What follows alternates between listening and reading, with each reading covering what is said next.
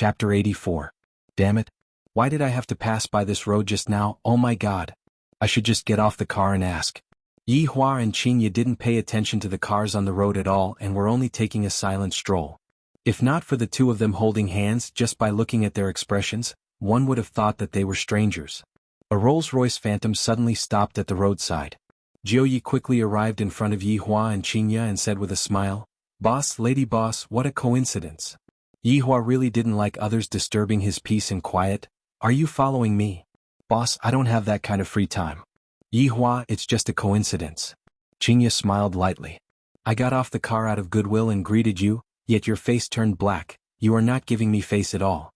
"Lady boss sure is magnanimous." Jiuyi had a good impression of Qinya. "Not only is this woman beautiful, she also has a good heart." Qinya asked with a smile, "Where are you going, Director Gong?" "Lady boss, don't call me Director Gong, just call me Xiaojiu." "Ah." Qinya was a bit stupefied. This was the first time I met such a humble person. Yi Hua said faintly, "Just call me when I ask you to." Jiuyi laughed dryly, "Lady boss, I was just about to go to Qinghe Garden. It's all because of that matter that happened at noon." "Murder?" Qinya asked. "Lady boss knows about it too. Those relatives of mine are making a fuss right now. I have to go out and talk to them." "Just nice, I was just about to go out as well." Qinya said and poked Yi Hua's waist. Yi Hua really wanted to give this Jiuyi a slap. "It's fine if you just drove by, why did you have to get off the car? Are you bored? Can't you see that I am taking a stroll with my wife after dinner?" "Boss, lady boss, please get on the car." Jiuyi exclaimed that he was very lucky. If the boss went out, things would be much simpler. "Just that, will the boss go out? This is a problem, this isn't right. As long as the lady boss goes out, doesn't that mean that the boss also has to go out?" Yi Hua helplessly let Qinya lead him away. To be honest, Yi Hua really wasn't willing to go. "I might as well stay at home and play games with my sister-in-law." Qinghe Garden was a cemetery in Long City. The people who were able to live in this cemetery were mostly the elders of rich people. The price of the cemetery was about the same as buying a house, but the size of the cemetery was even smaller than buying a house. However, today's Clear Harmony Garden seemed to be exceptionally gloomy, and there was even a bit of austere atmosphere in the atmosphere. Qinya looked at the black-clothed men who were standing on both sides of the hall. Their sleeves were tied with white silk scarves, and they looked as if they were prepared to fight. Qinya couldn't help but hold on to Yi Hua's hand tightly. The entire road leading to the park was filled with men in black. The cars that entered were stopped without permission. Of course, they didn't dare to stop Lord Jiu's car. Basically, it was the reporters. When the reporters saw Lord Jiu's car, they were all excited. Driving all the way up the mountain, the parking lot was filled with all kinds of luxurious cars. The entire garden was divided into 5 areas, and they were even marked. Shin Clan, Jia Clan, Yu Clan, Han Clan, Li Clan. These 5 families were most likely the most famous families in Long City. Of course, there was also Qing family. Unfortunately, in just one afternoon, all the juniors had been killed. Although the murderer had been caught, this was not enough to vent their anger. It was also impossible to let this matter go just like that. As the owner of the clubhouse, Bai family had yet to say anything. When those big shots in front of the morning hall saw that Lord Jiu's car had arrived, they quickly walked over. Lord Jiu really wanted to cry. "If this couple wasn't here, how dignified would I be? With them here, I am just like a small follower." Lord Jiu, who was originally sitting at the back of the car, sat on the front passenger seat. After the car stopped, he got off the car first. When everyone saw Lord Jiu getting off the front passenger seat, they were puzzled for a bit, but they didn't think much about it. "Lord Jiu, you have finally come.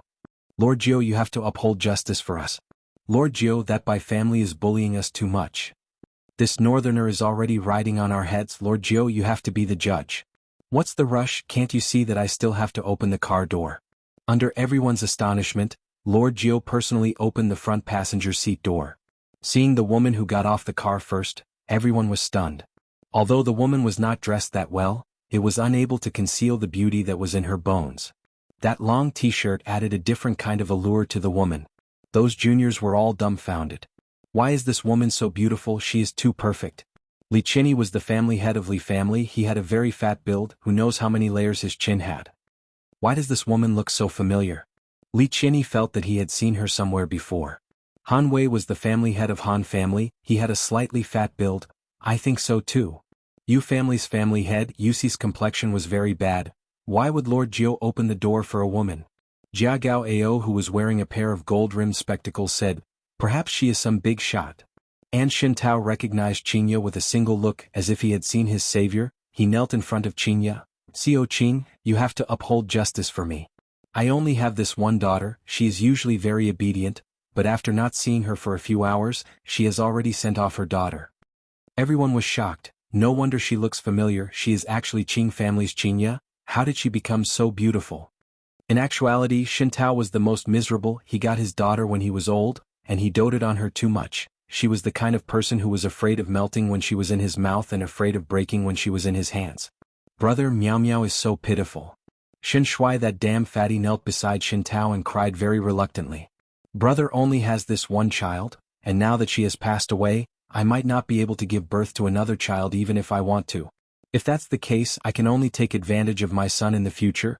This is truly an accident. Qinya did not expect that Shintao would have such a big reaction. She wanted to help Shintao up, but Yihua just happened to come out from the car and stopped Qinya. "That's right, this is done on purpose. Kneeling down is their honor, ignoring them is your right." Everyone's gaze landed on Yihua, and discovered that the women of Qing family seemed to be taking this man as their master. This is too mystical, too sudden. Some people recognized Yihua. After all, they had attended the banquet last night and also heard about the gambling house last night. Truly crazy, gambling all of their family's wealth. I heard that in the end Xiao family and Tang family left with a black face. "Boss, lady boss, we have arrived." Lord Jiu's heart was bleeding. "In the future, if I see them, I will take a detour." The dignified Lord Jiu actually called them boss and lady boss. Just what is going on? Could it be that that man has a special identity? If not, why would Lord Jiu be so respectful? "Xiao Shin, the dead cannot come back to life, my condolences," Qinya said in a deep voice. For a man to cry so pitifully, it could be seen how much pain his heart was in. Yihua did not make any speech. As a man, what does crying count as? If it was my subordinate, I would have given him a slap. "Xiao Qing, Lord Jiu, my daughter died in vain, but the murderer that was caught is an idiot. It must be the doing of the Rank 1 club." Shin Tao hammered the cement floor, feeling that everything that happened today was done by family from behind. Chapter 85. Jiu Yi took a look at Yihua, and seeing that Yihua did not plan to say anything, Jiu Yi patted Yihua's hand. "Let's talk inside. This matter is not a small matter, it can be big or small." Lord Jiu's words shocked everyone. Big or small? What did he mean? Yihua, on the other hand, was hugging onto Qinya to prevent her from showing the pity of a woman. Towards Jiu Ye's words, Yihua wasn't the slightest bit interested. "Yihua, let go of me," Qinya said in a low voice, feeling a little embarrassed. Yihua said faintly, "You have been hugging me for the entire night, and now that I'm hugging you, that's all. Alright, you can go and sleep on the sofa tonight." "Why are you so stingy? There are so many people here. You can hug me all you want when we get home. Follow me? Don't forget what you said before. In any case, I'm a weak woman. If you want to use force, there's nothing I can do. However, I will despise you." Qinya flipped her hair indifferently. "I am so beautiful and sexy, it is inevitable for Yihua's beastly heart to burst out when I am hugging onto him at night." She could understand him, but she would also despise him. Yihua took a faint look at Qinya. "You. That's for the best. Remember that look of disdain in your eyes.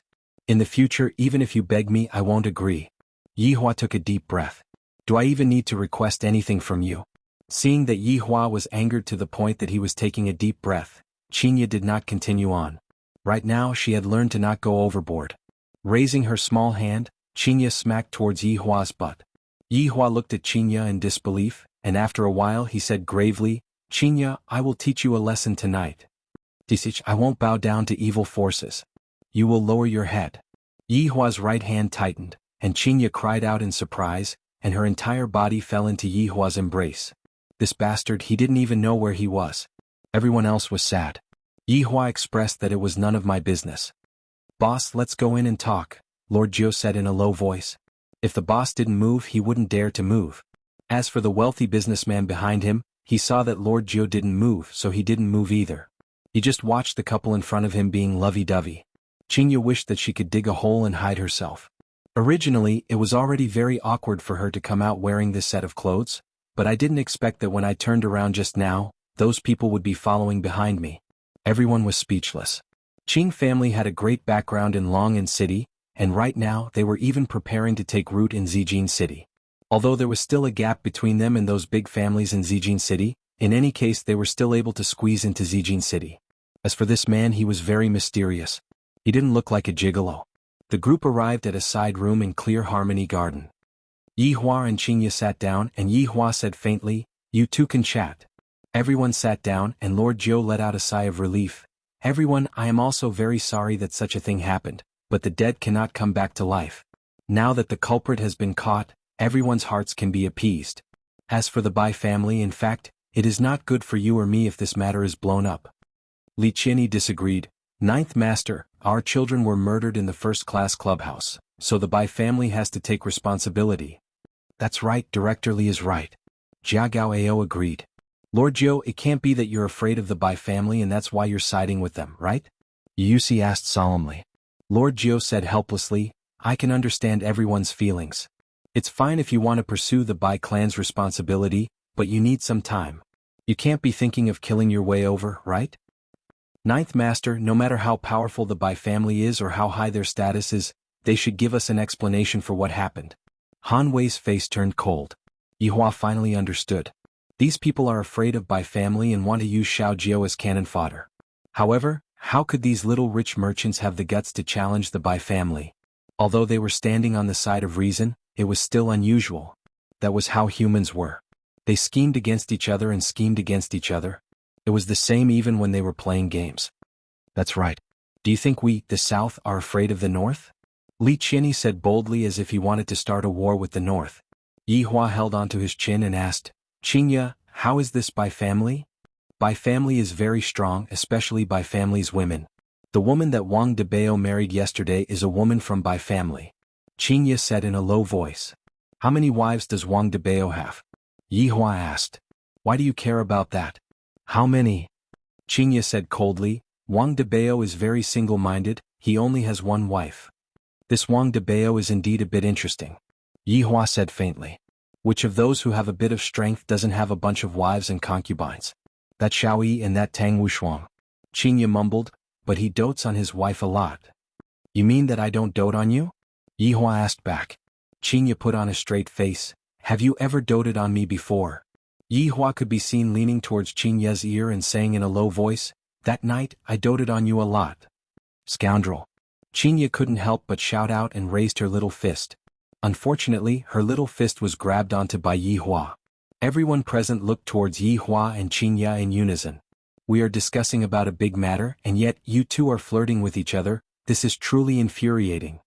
"What are you looking at? Have you never seen a husband and wife quarrel before?" Yihua said coldly. Everyone was speechless. "You are obviously the one who disturbed us, and yet you are the one who is complaining first." "Yihua, don't be like this," Qingye said petulantly. "After this fellow is done acting cool, I have to clean up after him."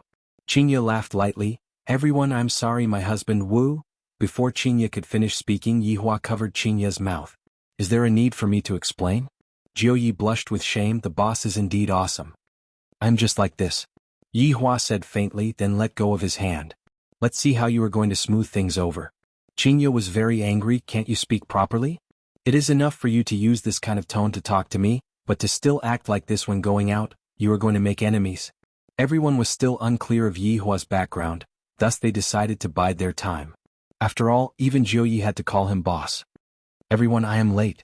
A man who was wearing a green gown could be seen walking over slowly, and behind him was a young man who was also wearing a green gown and carrying a long sword on his back.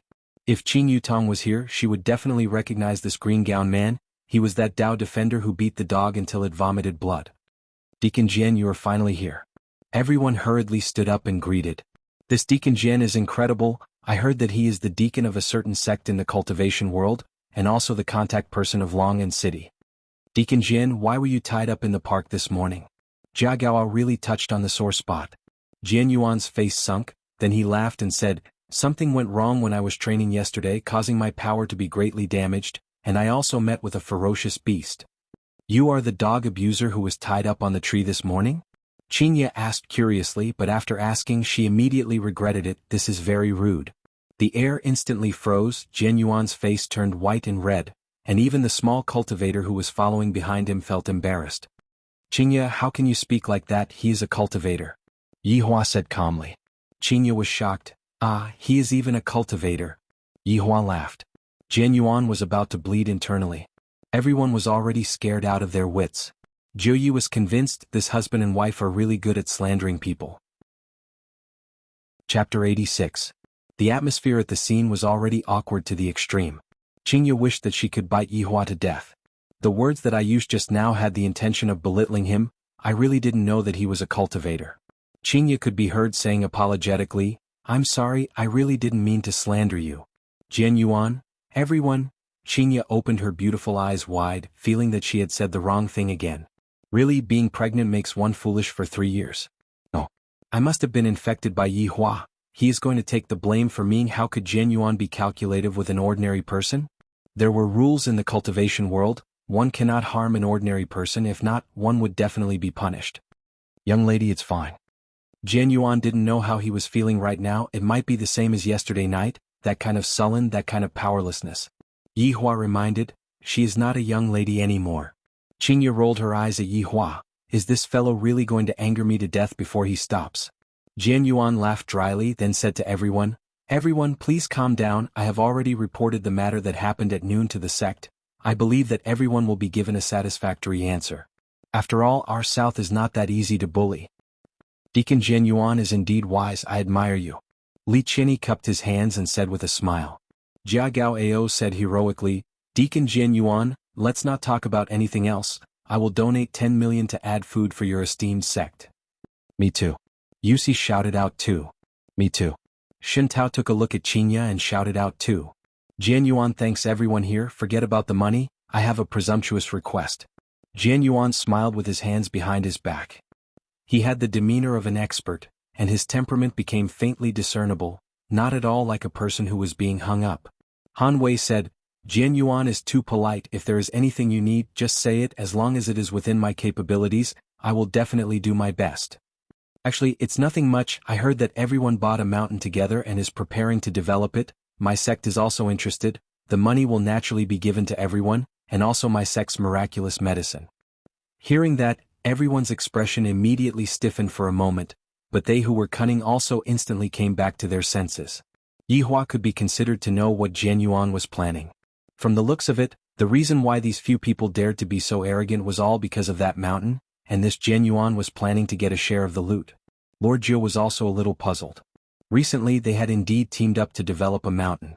More accurately, it was a few mountain peaks. At that time he didn't have high hopes for it because it was too remote. Now that Jian Yuan mentioned it, he immediately knew what they were thinking. No wonder they dared to be so arrogant. They had probably obtained some treasures, or they wanted to create a diversion and create chaos first. Only then would they be able to sit back and enjoy the benefits of others. Just that, how did Jian Yuan know about it? Also, what kind of treasure was inside that mountain? Thinking back to why Xiao Yi wanted to invest in Long and City, could it be that it was also because of this mountain? Instantly, Lord Jiu's curiosity was piqued. Qingye stealthily sized up the two cultivators. In the past, I have only seen cultivators in movies or novels, but now that I am standing in front of real cultivators, why do I feel that they are so unreal? Even my view of the world has changed. Are they able to step on the small swords on their back and fly? That was way too powerful. What are you thinking about? Yihua asked. Are they really cultivators? Qingye was still unable to believe the fact before her eyes. Yihua said faintly, actually, I am also a cultivator. Qingye immediately rolled her eyes. Qingye, your ability to roll your eyes has improved a bit. Yihua, your ability to brag is getting better and better. Yihua laughed lightly. What if I am a cultivator? You are? A Qingye, write my name backwards. There is no need for that. As long as you promise to listen to me obediently, you cannot go west when I say east. Yihua revealed out a mysterious smile, causing Qingye to become flustered. Qingye's eyebrows wrinkled slightly. What kind of tricks is this fellow trying to play again? Alright. If you are not a cultivator, then you have to listen to me, and in the future you have to peel crayfish for me. Alright.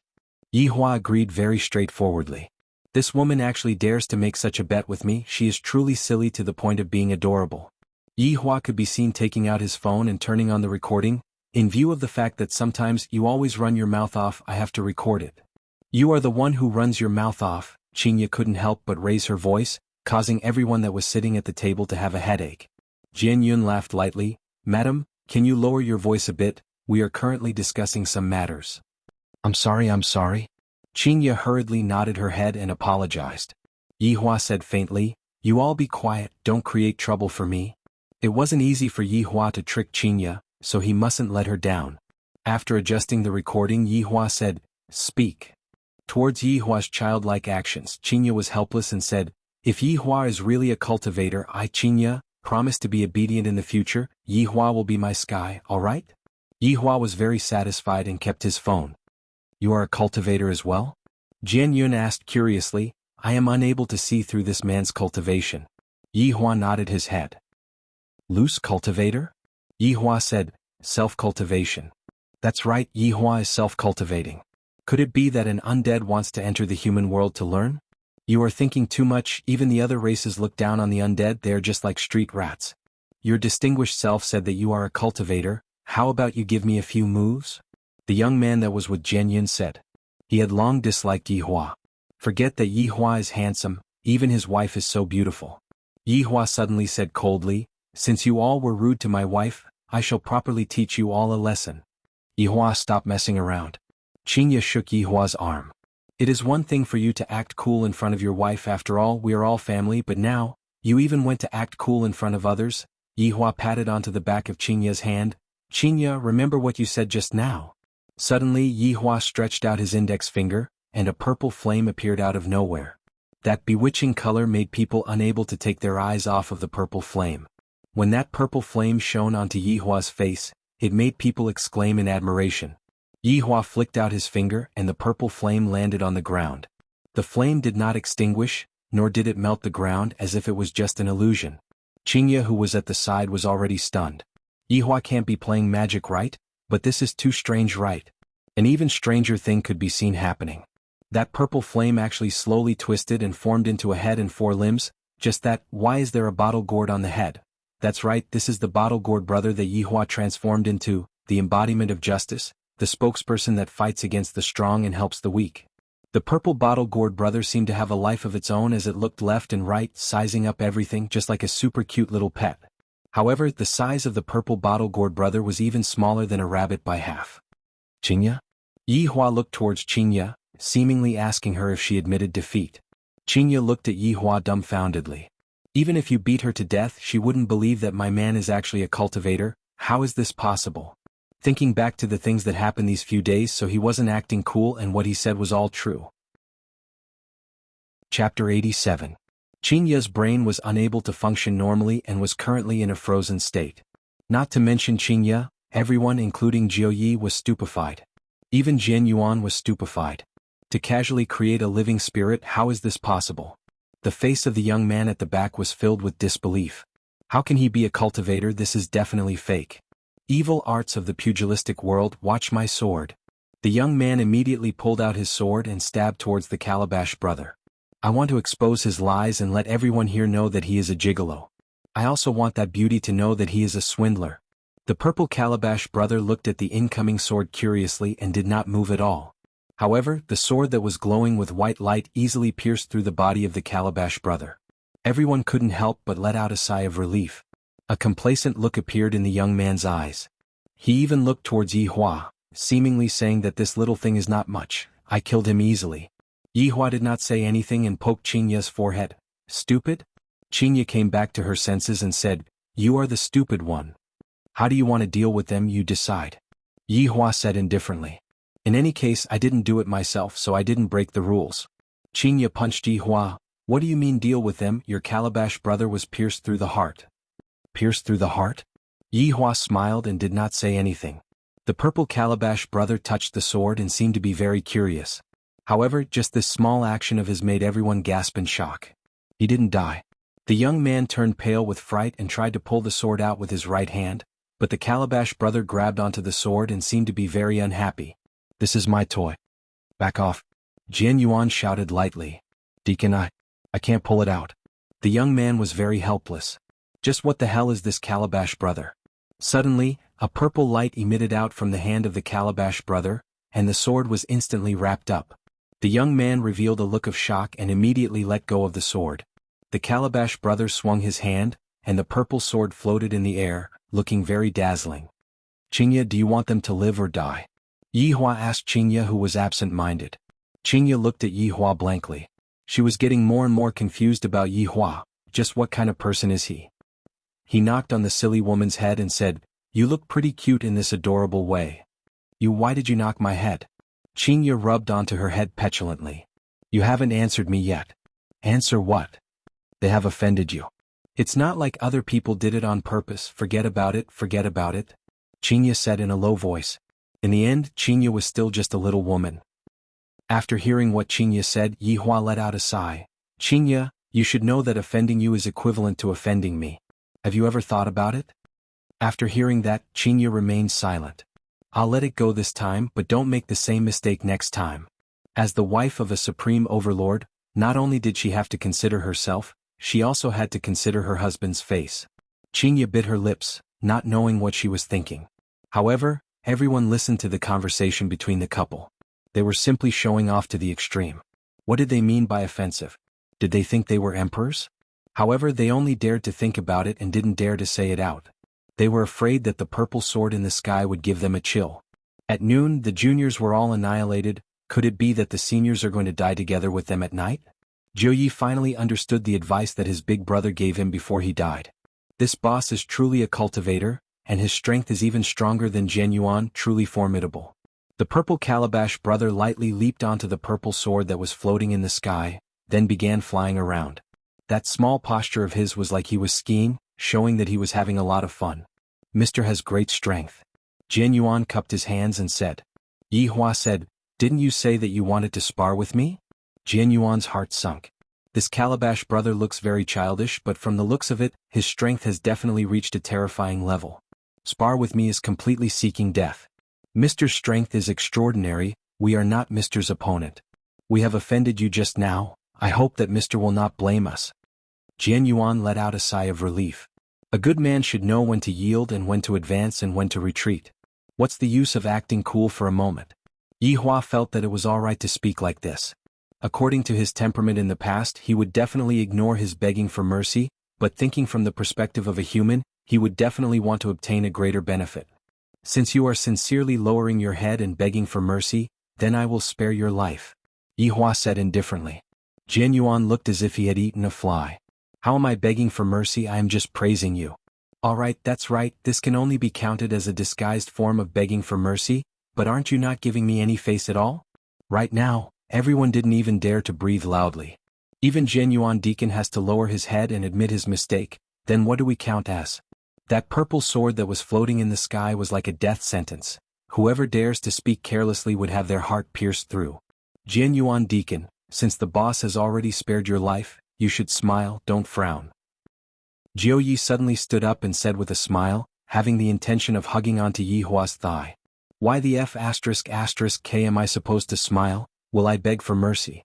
I will never beg for mercy in my entire life. This is the last time I will beg for mercy. Next time definitely won't. No. There won't be a next time." "Why did you all butt in?" Yi Hua asked curiously. Jianyuan went into a daze, then played dumb and said, "Mister, what do you mean?" Bio. The purple sword had already appeared in between Jianyuan Deacon's eyebrows. Calabash brother was lying on the body of the sword, posing like a drunk concubine. If not for the fact that the situation wasn't right, Qingya would definitely laugh out. Jianyuan didn't know why, but his body was already out of control. This sword might was too huge, but it was only released by Calabash brother who was lying on the body of the sword, and from start to finish, that man had only thrown out a purple flame. "Think about what I mean," Yi Hua said unhurriedly, while playing with Qingya's finger. It was rather tender and smooth. "Mister, this is... I don't care what reason you have, I will ask and you will answer. Furthermore, there are a lot of people who are smarter than you here," Yi Hua said coldly. If not for Qingya being soft-hearted, she would have already poked his forehead. "In any case, it wasn't me who did it, it doesn't count."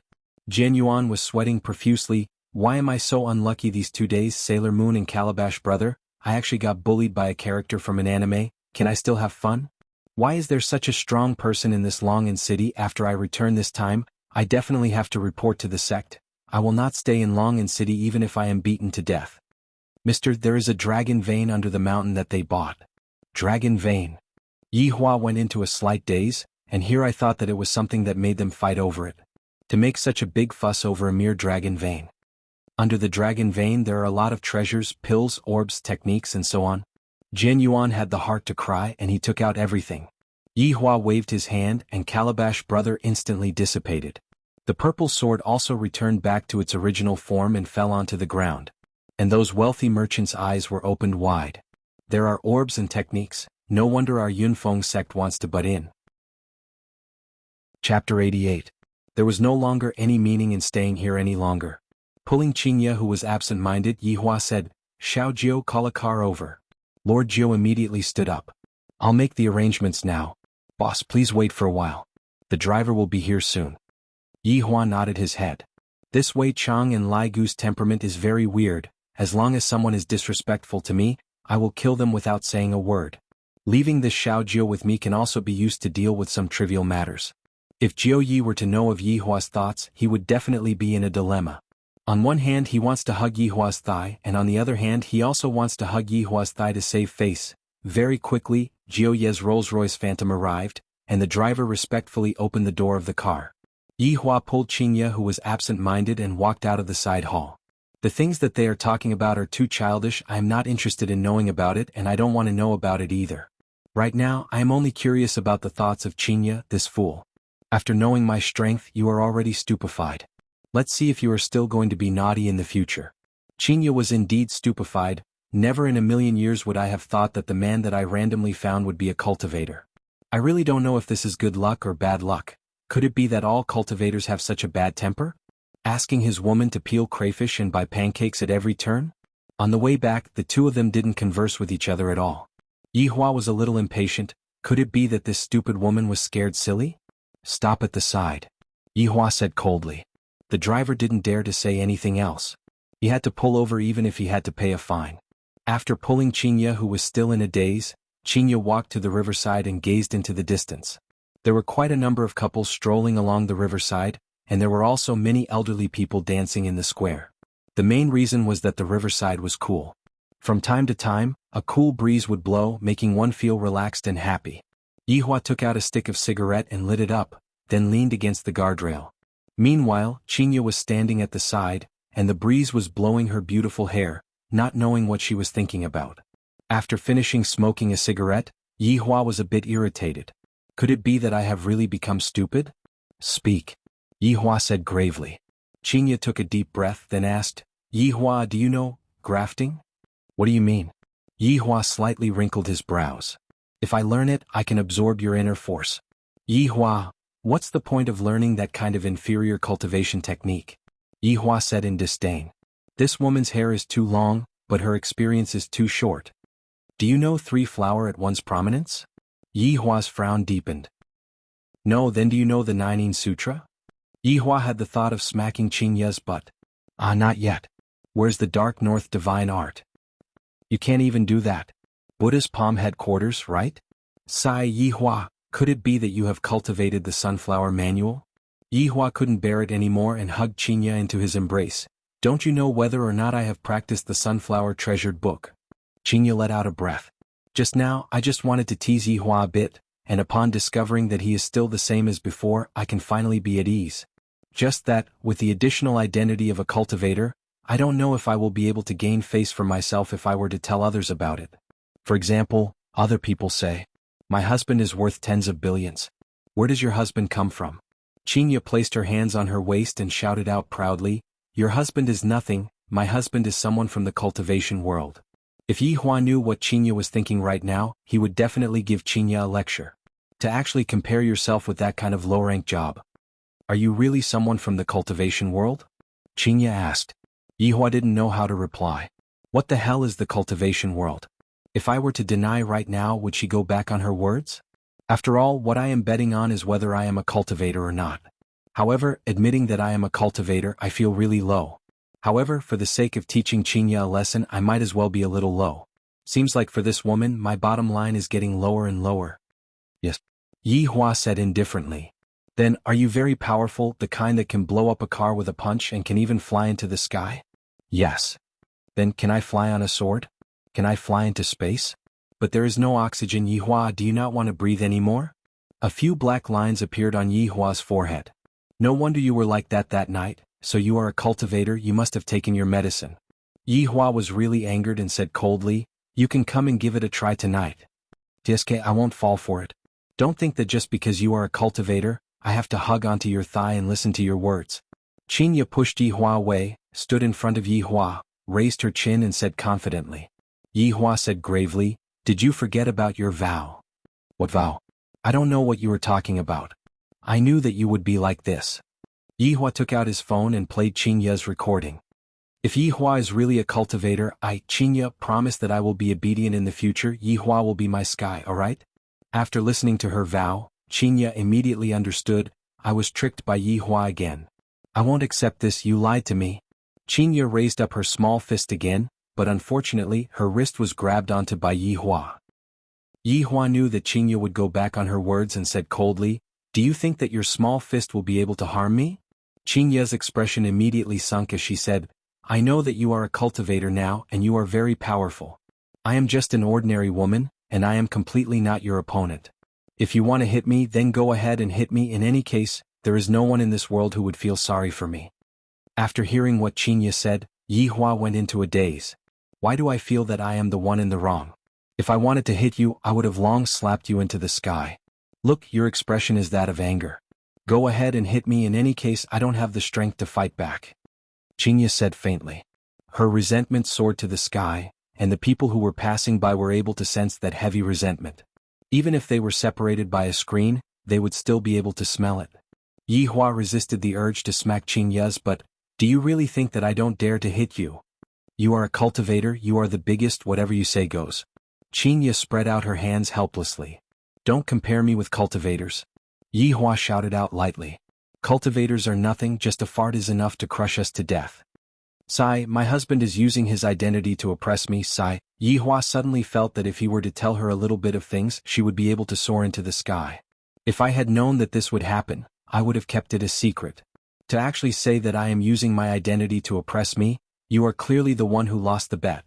Seeing that Yi Hua was not speaking, Qinya rubbed her ankle and said lightly, I can't walk anymore. Take a taxi by yourself. Yi Hua said petulantly, then lit up another stick of cigarette. Qinya snorted coldly, then made a flower-pinching finger gesture. I don't know who was the one who said that as long as my ankle hurts, you will have to carry me on your back. And you are even a cultivator, your mouth sure is full of nonsense. Cough, cough, cough. This was the first time that Yi Hua choked on his own cigarette.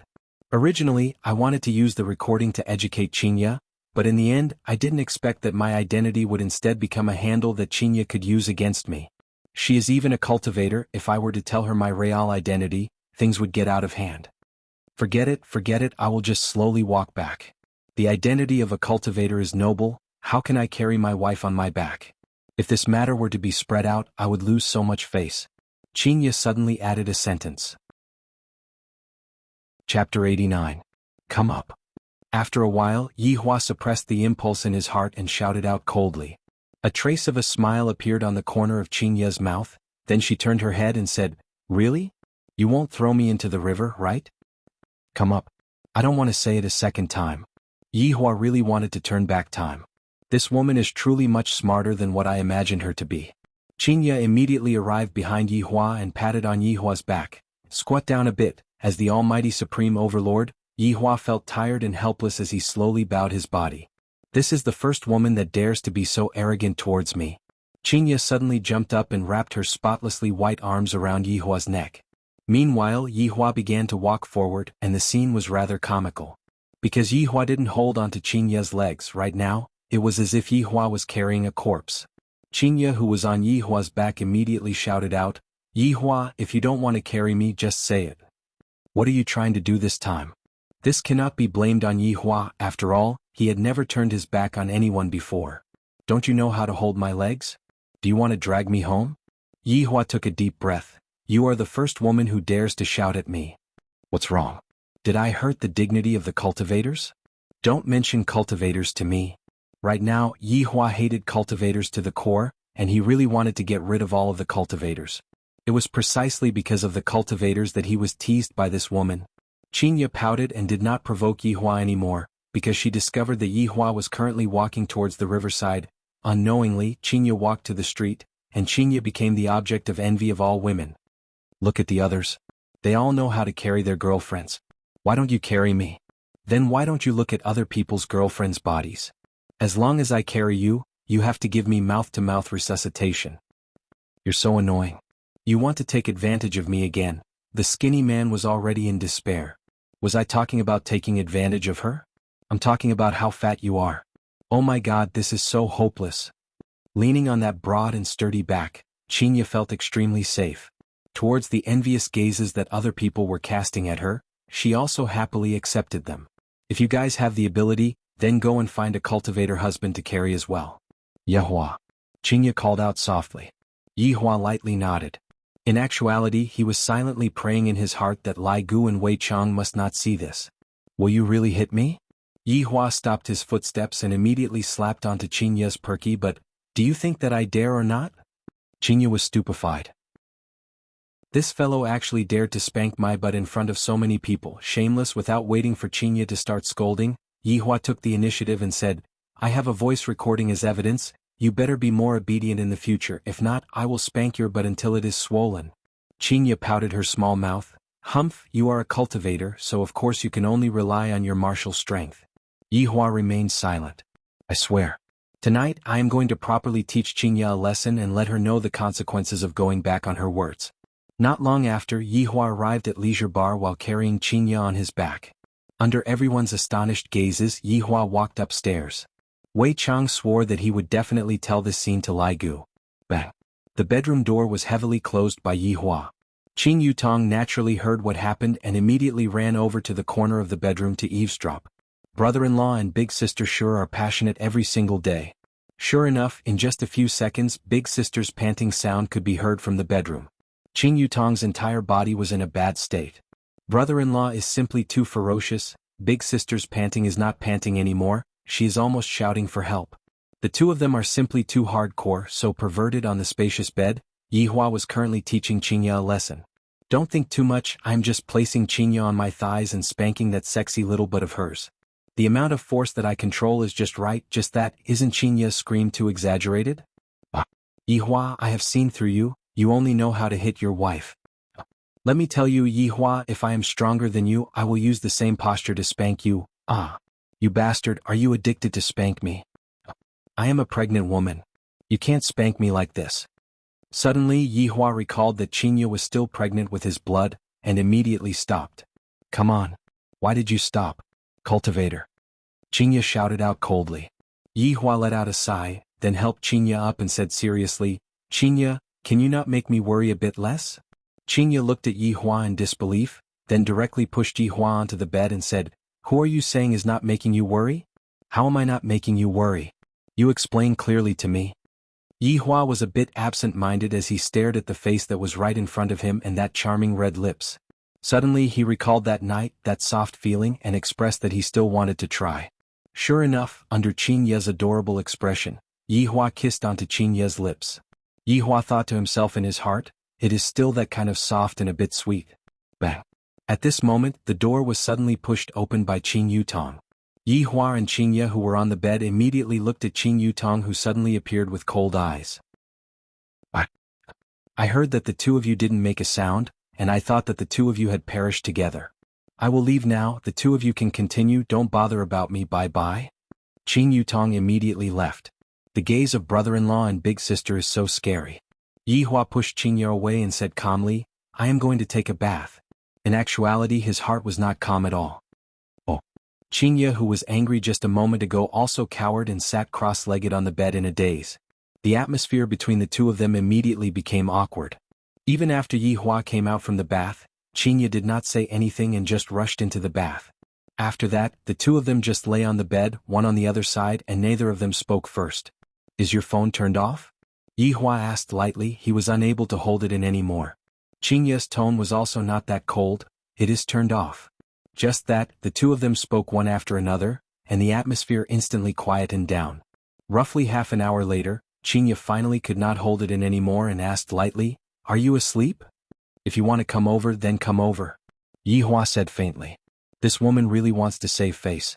Chinya snorted and lightly moved her body, then closed her eyes and hugged onto Yehua, as if by doing this she would not find out. She was purely deceiving herself. Just that Yihua's heartbeat is a bit fast today. Why is my heartbeat also following the rhythm? This fellow is indeed messing around with the rhythm. Yihua, you are a cultivator and I am just an ordinary person, will you? Before Qingye finished speaking, Yihua interrupted and said solemnly, I won't. This was the tacit understanding that a husband and wife should have. There were some words that the other party did not need to finish speaking, and the other party would know. Yihua was just like this. Qingye's character was more or less clear. To put it simply, she was a hedgehog that did not have any sense of security. Before tonight, Qingye felt that the gap between her and Yihua was not that big. In any case, Yihua was also the boss of a bar and both of them were bosses. However, now it had changed. Yihua was not only a boss, he was also a cultivator, and in the novels he was able to ascend to immortality. The huge sense of loss made Qingye very melancholy, feeling that Yihua was suddenly very far away from her. Thus, she made Yihua look as angry as usual, and the facts proved that Yihua was still the same. However, she kept feeling that she would lose Yihua, perhaps on the day when the child was born. After all, the promise that she made on that day was still lingering in her mind. Chapter 90. Carrying along this uneasy feeling, Qingye gradually fell asleep. Hugging onto Yihua while sleeping is very comfortable. If I suddenly lose him one day, I will probably suffer from insomnia. Right now, Yihua was also thinking blindly, but he wasn't as emotional as Qingye. Instead, he was thinking about how to get back my face. Could it be that I have to show off my manliness in front of her? I wonder if killing millions of people would be enough. If that's the case, she would willingly submit to me. This doesn't seem right. Just what is wrong? This is so vexing. Just like that, the two gradually fell asleep with their own feelings, until the sound of knocking on the door rang out in the morning, waking Yihua and Qingye up. Brother-in-law big sister, Qing Yutong stood outside the door and shouted. From her tone, one could tell that she was asking for someone. Yihua patted onto Qingye's shoulder. Go and open the door. Qingye grabbed onto her hair. What are you doing so early in the morning? What's the matter? Qingye opened the door and asked angrily. Qing Yutong could be seen to have already changed her clothes. Wearing a big round hat and sunglasses, she should be considered to be fully armed. Big sister, didn't you tell me to go to Gaohai City today? It's so dangerous for me to go to the airport alone. Aren't you and brother-in-law going to send me off? Qing Yutong blinked her beautiful eyes, pulled onto Qingye's arm and said coquettishly. Qingye wrinkled her brows. You are already an adult. Do you still need to send me off? Can't you just drive directly to the airport? Big sister, you don't even care about your little sister. My heart hurts. Yihua was no longer sleepy. He got off the bed and said, let's just go and send her off and eat breakfast on the way. The corner of Qing Yutong's mouth twitched. I feel like it's all thanks to breakfast. Since the man has already spoken, what else can Qingye say? She went to wash up. 15 minutes later, the two were ready. Qingye on the other hand was very happy right now because there was no need for her to put on makeup. Her face was simply too stunning. Thinking back to the meet on that day, Qingye was very curious. Could it really be dragon meat? Yutong drive. Qingye threw the car key to her little sister. Qing Yutong knew that it would be like this. The two of them were masters, especially brother-in-law. That expression of his was just like an emperor coming out of the palace.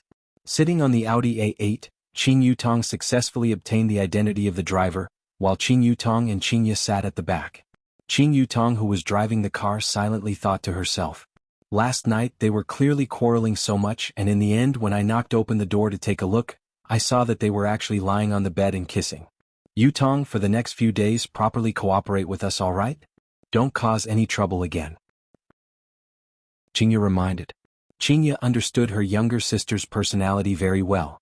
Yutong was puzzled. Qing said, Yutong, I said. It doesn't matter if it's 1 or 2 days. You have to get it done. All right, in any case you all just want to chase me away. When is my little nephew coming out? By then we would have already run away from home. Yutong? Qingye Qing. Qingye was filled with melancholy. It was as if she had already seen her child running away from home along with her younger sister. Ye said, I Qing. I by day I.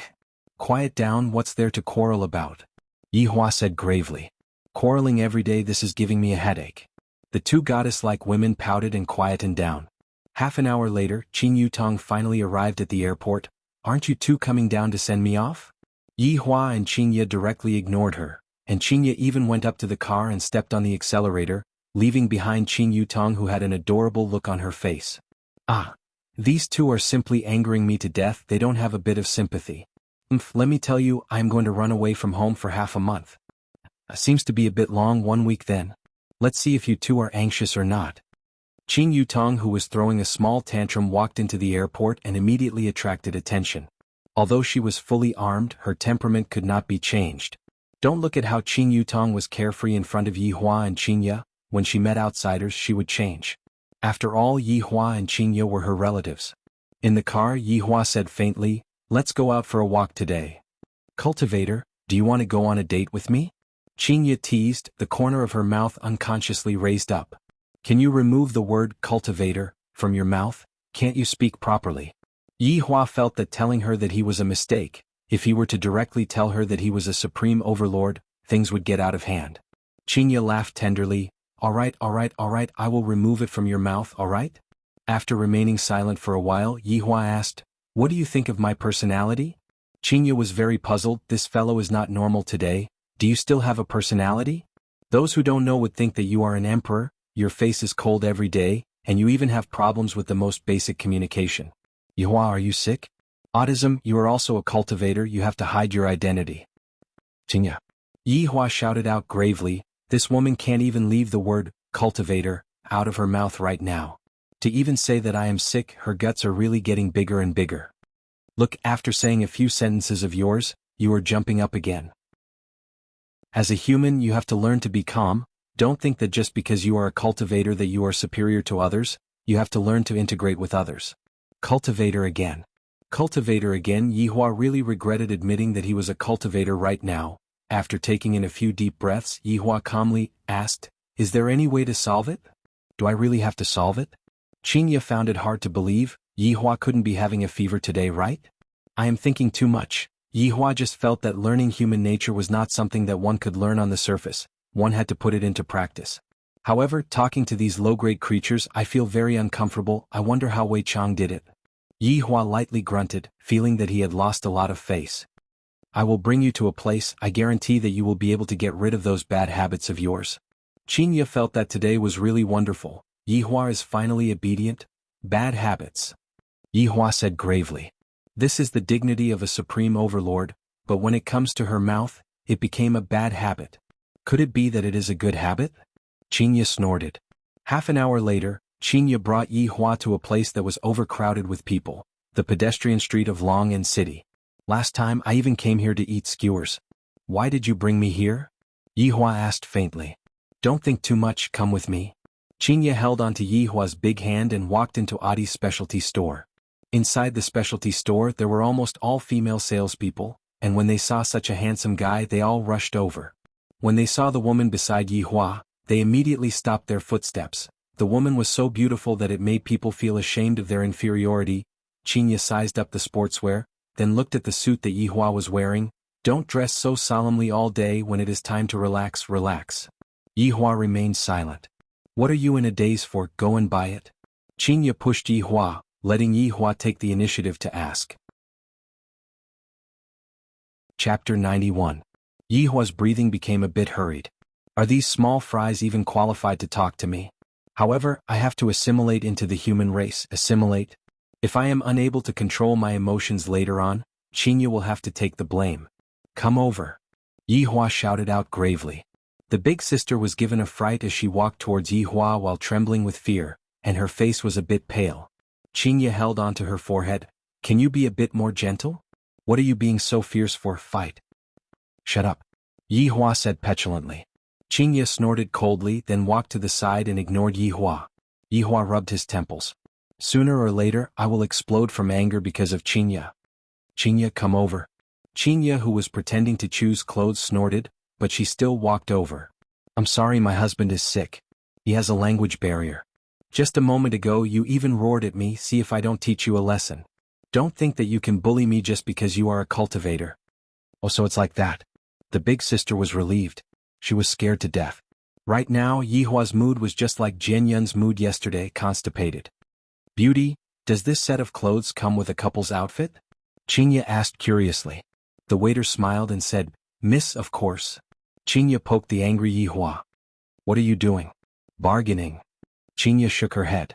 This husband of mine is just like a child, he doesn't know anything. Yihua's brows wrinkled deeply.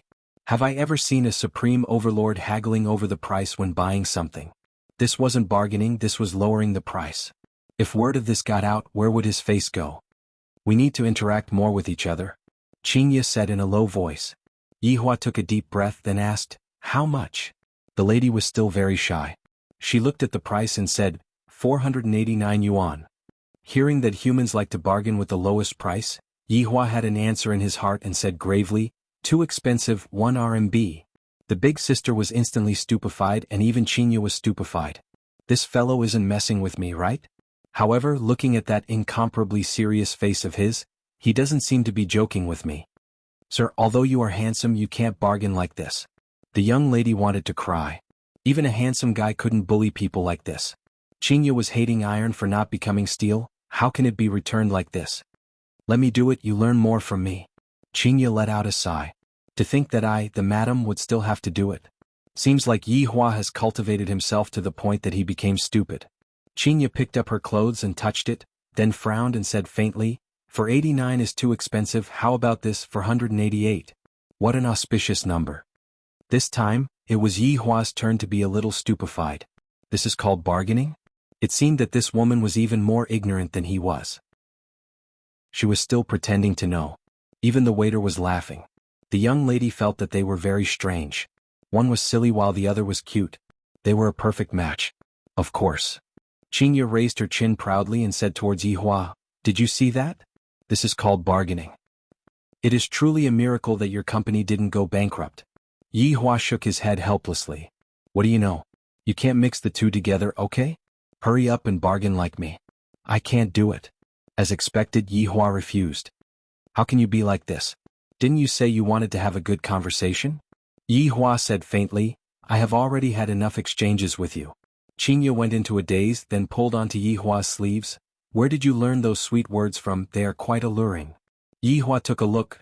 Communicating with you is already troublesome enough, I don't want to add more troubles. Qinya knew that it would be like this. This fellow just doesn't know how to say some sweet words. Quickly go and change your clothes, it is so dark all day, can't you be a bit more sunny? Qinya shoved the clothes into Yihua's hands. If I didn't appear, you can just be a single dog for your entire life, who would be able to endure your temper. Yihua did not refuse and walked into the changing room with the clothes. Qinya also chose a set of clothes and walked into the changing room to change. When the two walked out of the changing room, no matter if it was the staff of the store or the people who came to buy clothes, all of them were shocked. Yihua, who had changed into the sportswear, indeed looked a lot more sunny, less calm and more gentleness. Qinya was the same too, it was as if she had become the big sister next door. Simply too childish. This was the portrayal of Yihua's inner heart. Tsk, look how handsome he is. The only thing that Qinya felt fortunate about was that her husband was still pleasing to the eye, to the point that she wouldn't get tired of looking at him. It could be said to be a great fortune within misfortune. Yihua was very unnatural as he urged, quickly go. Go and pay the bill, I didn't bring any money with me. Why didn't you even bring any money?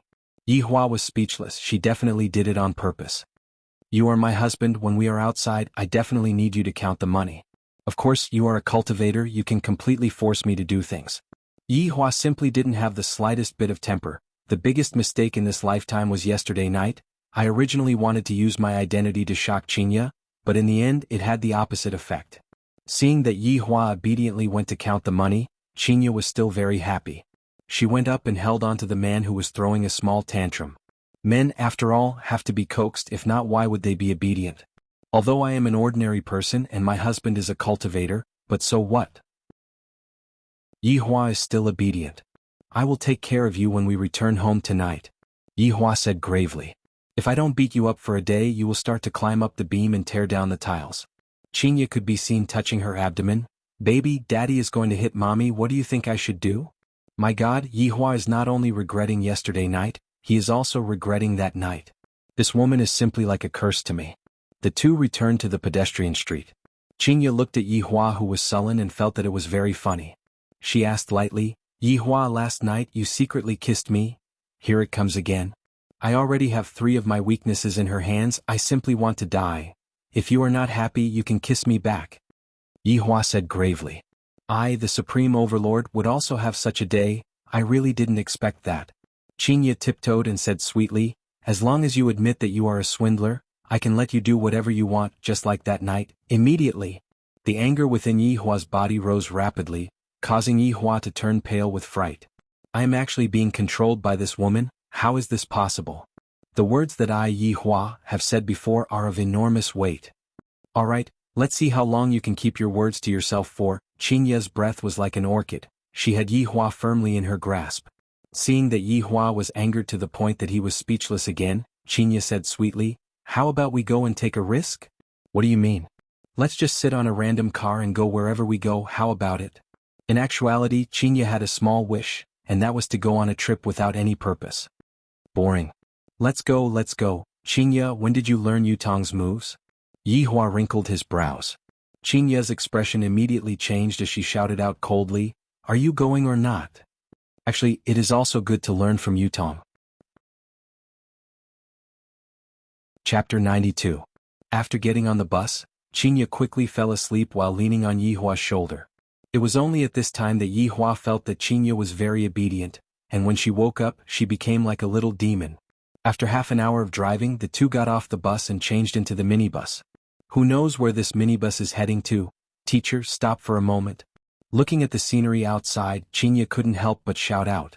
After getting off the car, Chinya stretched her body and said comfortably, the air here is fresh. Yi Hua lit up a cigarette, expressing that he was very bored. A truck carrying pigs passed by, and the truck carried a strange smell. Chinya's comfortable face immediately turned black, and even Yi Hua's face was the same. This is the good place that you chose. Yi Hua said petulantly. Chinya was a little embarrassed. How would I know? Can't you treat me a bit more gently? Hold my hand and close your eyes. What? You want to steal a kiss from me again? Chinya's heart was beating faster. Who wants to kiss you? I'm just changing places. Yi Hua let out a light sigh. I really don't know what she is thinking about all day long. Tisk, let's see what kind of flower you can conjure up. Chinya snorted coldly and pulled onto Yi Hua's hand. 1 second later Yi Hua said, we're here. Chinya slightly opened her eyes. Just a moment ago, everything in front of her eyes had changed. What she could see was a green lake and all around her were towering trees. This was the real utopia. Yi Hua, have we transmigrated? Yi Hua poked onto Chinya's forehead. Just what is going on in that little head of yours? Chinya stuck out her tongue, then ran to the lakeside and opened up her arms. Yi Hua followed behind her unhurriedly with a cigarette in his mouth. With a wave of his hand, 2 chairs and a small table immediately appeared. On the table was a dragon blood wine, as well as the meat of star-cleansing sparrow and golden delicate crane. Don't just stand there. Come and sit down. When Chinya turned her head around to take a look, she was first startled by the things that suddenly appeared, and soon after she muttered, having a cultivator as a husband sure is good. He can even bring so many things with him. Another cultivator. Yi Hua really wants to throw Chinya into the lake to calm down. Lying on the chair, Chinya took a sip of the dragon blood wine and said, we will be able to save a lot of money on transportation fees in the future.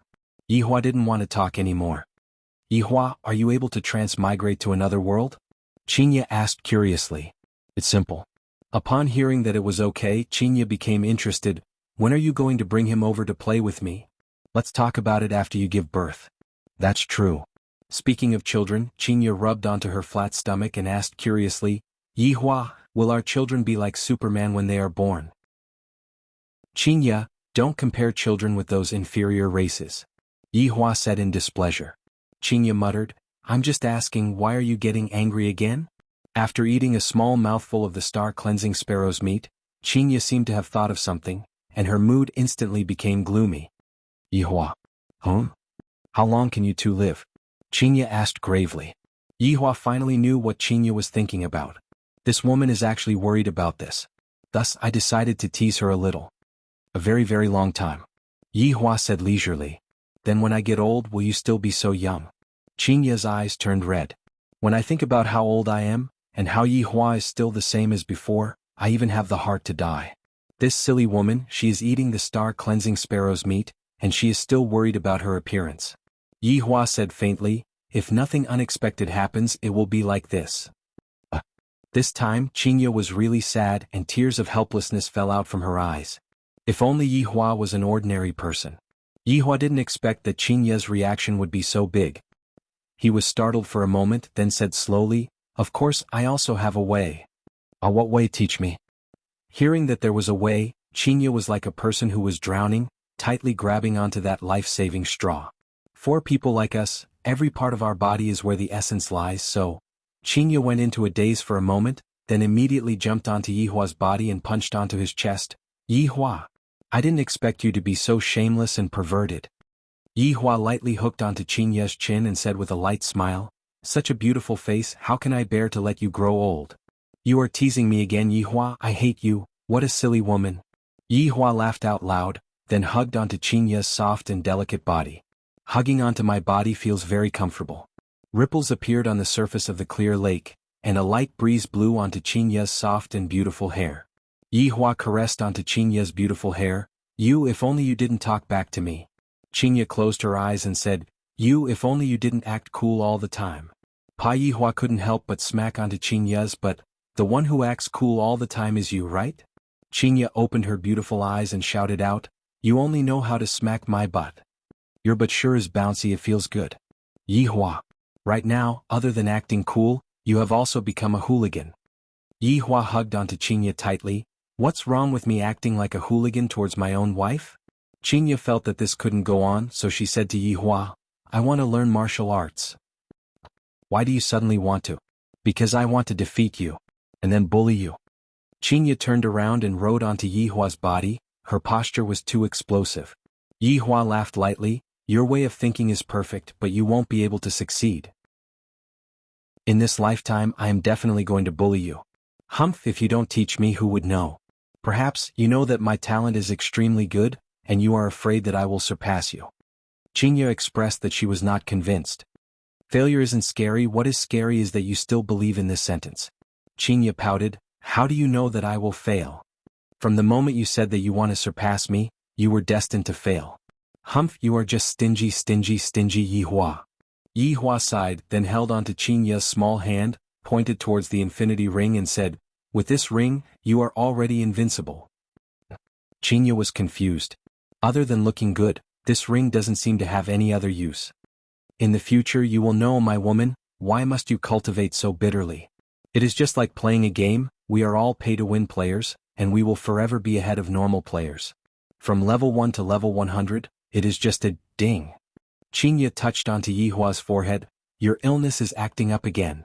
Yihua raised his hand and was about to smack onto Qingya's forehead, scaring Qingya to the point that she jumped up and immediately ran away. "See if I don't smack you today." "Humph, you have to catch me first." Qingya still had the innocence of a child and made a funny face. If Qing Yutong were to see this, she would definitely rub her eyes. "Is big sister infected by me?" "You run slower. Don't slip and fall." Yihua warned gravely. "You are still so crazy even though you are pregnant." Chapter 93. Suddenly, a cry for help came from the forest. A man covered in blood rushed out. His panicked face made it seem as if there was a great flood or fierce beast behind him. "Save me, save me!" The man ran towards Qingya, who was in a daze. Unexpectedly, his legs became crooked and he tripped over himself. He slid for a full 3 meters before finally stopping in front of Qingya's feet. His chin was almost bruised. Yihua snorted coldly. "How can my woman be touched by someone like you? Yihua, quickly come and save them." Qingya finally came back to her senses and shouted out loudly. Yihua walked over unhurriedly and sized up the man. He discovered that the man did indeed have injuries, but the injuries were not as serious as what he had shown. Furthermore, the fainting that the man was showing right now was just an act. Qing Yuan felt that he was really unlucky today.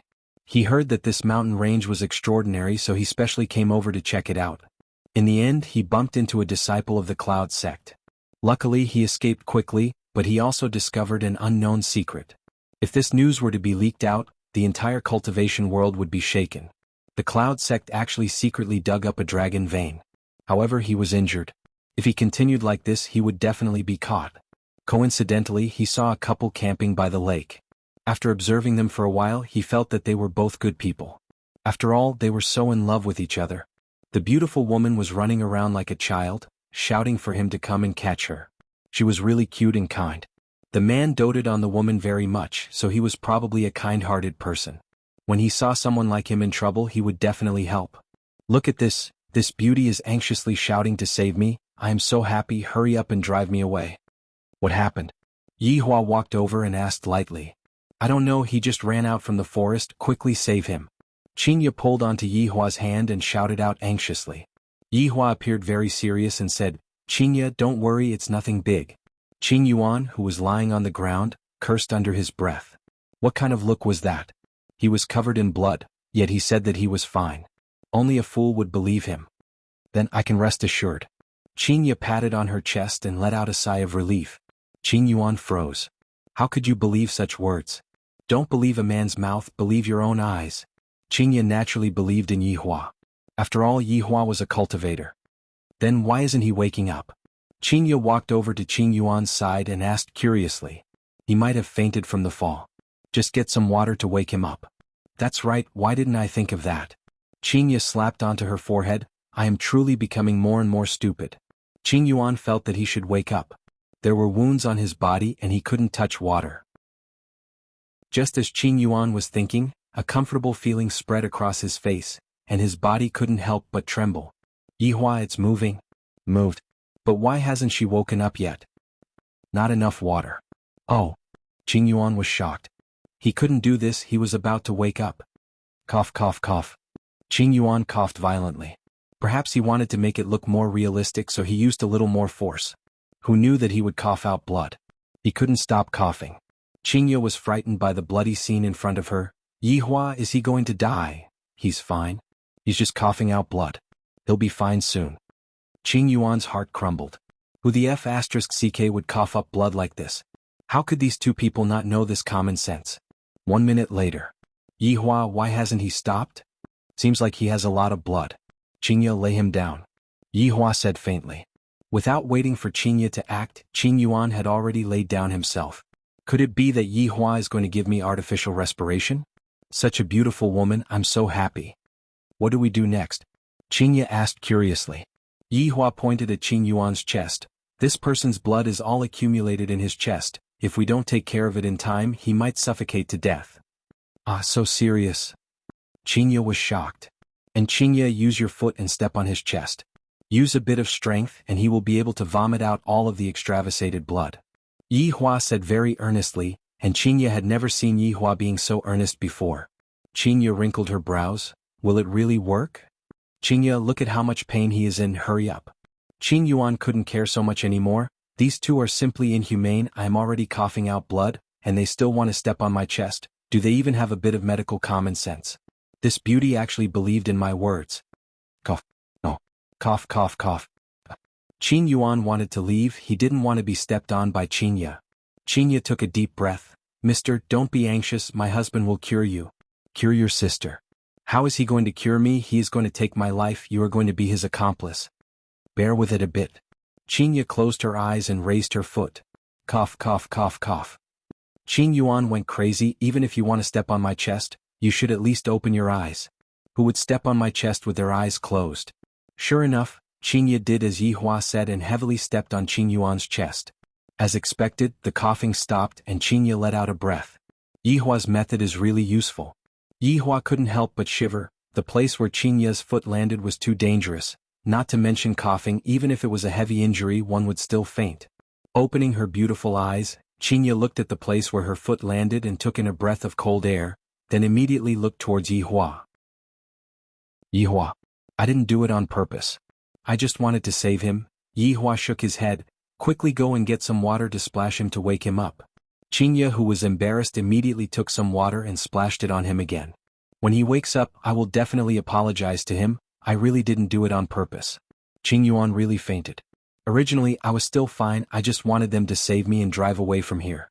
In the end, I am really not far away from death. After Qingya's unremitting efforts, Qing Yuan suddenly woke up and took a deep breath. Coincidentally, Qingya splashed water on him. I'm finished, I choked. Cough, cough, cough. Cough, cough, cough. I'm sorry, I didn't do it on purpose. Qingya was about to cry from anxiousness. Why did I vomit blood again? Qing Yuan opened his eyes as if he was saying, don't torture me anymore, Let me go, we can pretend that we never saw each other. Just that, in Qinya's eyes, this kind of expression completely became a signal for help. Don't worry, this time I guarantee that I will step on the right place. Yihua slowly turned around. This is too cruel. Cough cough cough woo. Qin Yuan was in despair. He wanted to struggle to get up and leave, but he was held down by Qinya. You can't leave now, you will die. F***K, if I don't leave now, I will die later on, you murderer. Qinya immediately raised her leg, and this time she did not close her eyes. Aiming at the position, she kicked down. A stream of blood sprayed out from Qin Yuan's mouth, and his entire body went limp, and his expression was no longer that painful. Qinya, you saved his life. Yihua said with his hands behind his back. Qinya let out a breath. What should we do next? Chapter 94. At this moment, two men in green robes ran out of the forest and saw Qin Yuan lying on the ground. Qin Yuan, on the other hand, seemed to have seen a life-saving straw, and with strength that came from who knows where, Qin Yuan crawled forward with all his might. Save me, quickly bring me away. The two disciples of the Cloud sect were dumbfounded. Just a moment ago, this fellow was running with his life on the line. How did he become so withered in just a few minutes? It was as if he had masturbated dozens of tubes. Qinya said apologetically, just now I was saving him and accidentally stepped on the wrong spot. This was the first time that Cloud sect's disciples heard that one has to step on someone to save someone, and they were a bit stupefied. But no matter what, they had found them. One of the men cupped his hands and said, Thank you both. Farewell. Qinya also cupped her hands. About that, take care. Qin Yuan shed tears of remorse. He no longer believed in TikTok, who said that a good-looking person would have a beautiful heart. If God gave him another chance, he would definitely not ask them for help, even if he had to die. Yihua, I really didn't do it on purpose. Qinya apologized. Yihua took out a tissue and wiped off the sweat on Qinya's forehead. All right, didn't you save her? But don't worry, this is a medical accident, it wasn't done on purpose. After hearing Yihua's explanation, Qinya felt relieved. That's right, this is only a medical accident. In actuality, this kind of treatment was indeed effective, and it wasn't because of Yihua's ill will. Yihua just wanted to punish this man. To actually dare to lie to me, it is already good enough that I didn't kill this man. Cloud sect's disciples were currently carrying Qin Yuan back to the sect, and one of the disciples cried out in surprise, Senior brother, he is bleeding. Isn't bleeding normal? But the location of the bleeding is not normal. Qin Yuan no longer felt anything. When he lowered his head to take a look, he immediately fainted. That woman is so terrifying. At the lakeside, Qinya seemed to have walked out from the shadows and was eating the star-cleansing sparrow meat that other people yearn for even in their dreams. Yihua, is this really dragon meat? It will be fine if you just eat it, it is good for your skin. Yihua lit up a cigarette and looked at the sky, which was gradually becoming dark. Yihua, why do you treat me well sometimes? Qinya asked curiously. Yihua turned his head around and took a look at Qinya, as if he was saying, You idiot, how did you even think of such a question? If I don't treat you well, who should I treat well? No matter what, I am still the child's mother. Suddenly, Qinya felt that other than being beautiful and rich, she didn't have anything else. Sigh. This is so depressing. Looking at Yihua's high and mighty appearance, Qinya was in a bad mood and decided to just ignore Yihua and rest on the chair. What Yihua was currently thinking about was another matter. Tomorrow is the last day of the 3 days deadline.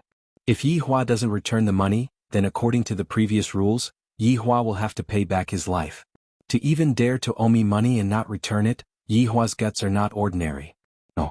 Today was different from the past. Exterminating an entire sect was too vicious. Change it. This matter will be handed over to Wei Chang or Lai Gu to handle tomorrow. I still have to teach Qinya a lesson. Look at her sleeping posture, my God, she is drooling again. Yihua, I want to spank your butt. In the dream, Qinya shouted loudly. Yihua shook his head, then carried Qinya and disappeared from the spot in an instant. When he reappeared, he had already arrived at the bedroom. After placing Qinya onto the bed, Yihua covered her with a blanket. Coming to the office, Yihua said gravely, Wei Chang, Lai Gu, come over.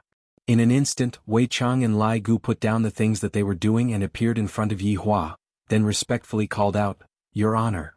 Looking at Lai Gu, Yihua asked, Has your body adapted to it? Lai Gu said happily, It is all thanks to Your Honor that Subordinate was able to create a body for Subordinate. Subordinate was able to experience the joy of being a human. Actually, I still prefer you to transform into a dog. Yi Hua lit up a cigarette and said. Lai Gu expressed that he was very embarrassed, while the corner of Wei Chang's mouth arced up. Wei Chang. Subordinate is here. What is the meaning between you and that waiter? Yi Hua asked. Wei Chang didn't dare to be careless and said gravely, Your Honor, subordinate is currently experiencing the feelings of humans. Feelings? This caused Yi Hua to be a little puzzled. What did you gain? Yi Hua asked. Wei Chang bowed his body and said, After spending these few days together, subordinate discovered that the feelings of humans are very strange. Yi Hua became interested and asked, How strange?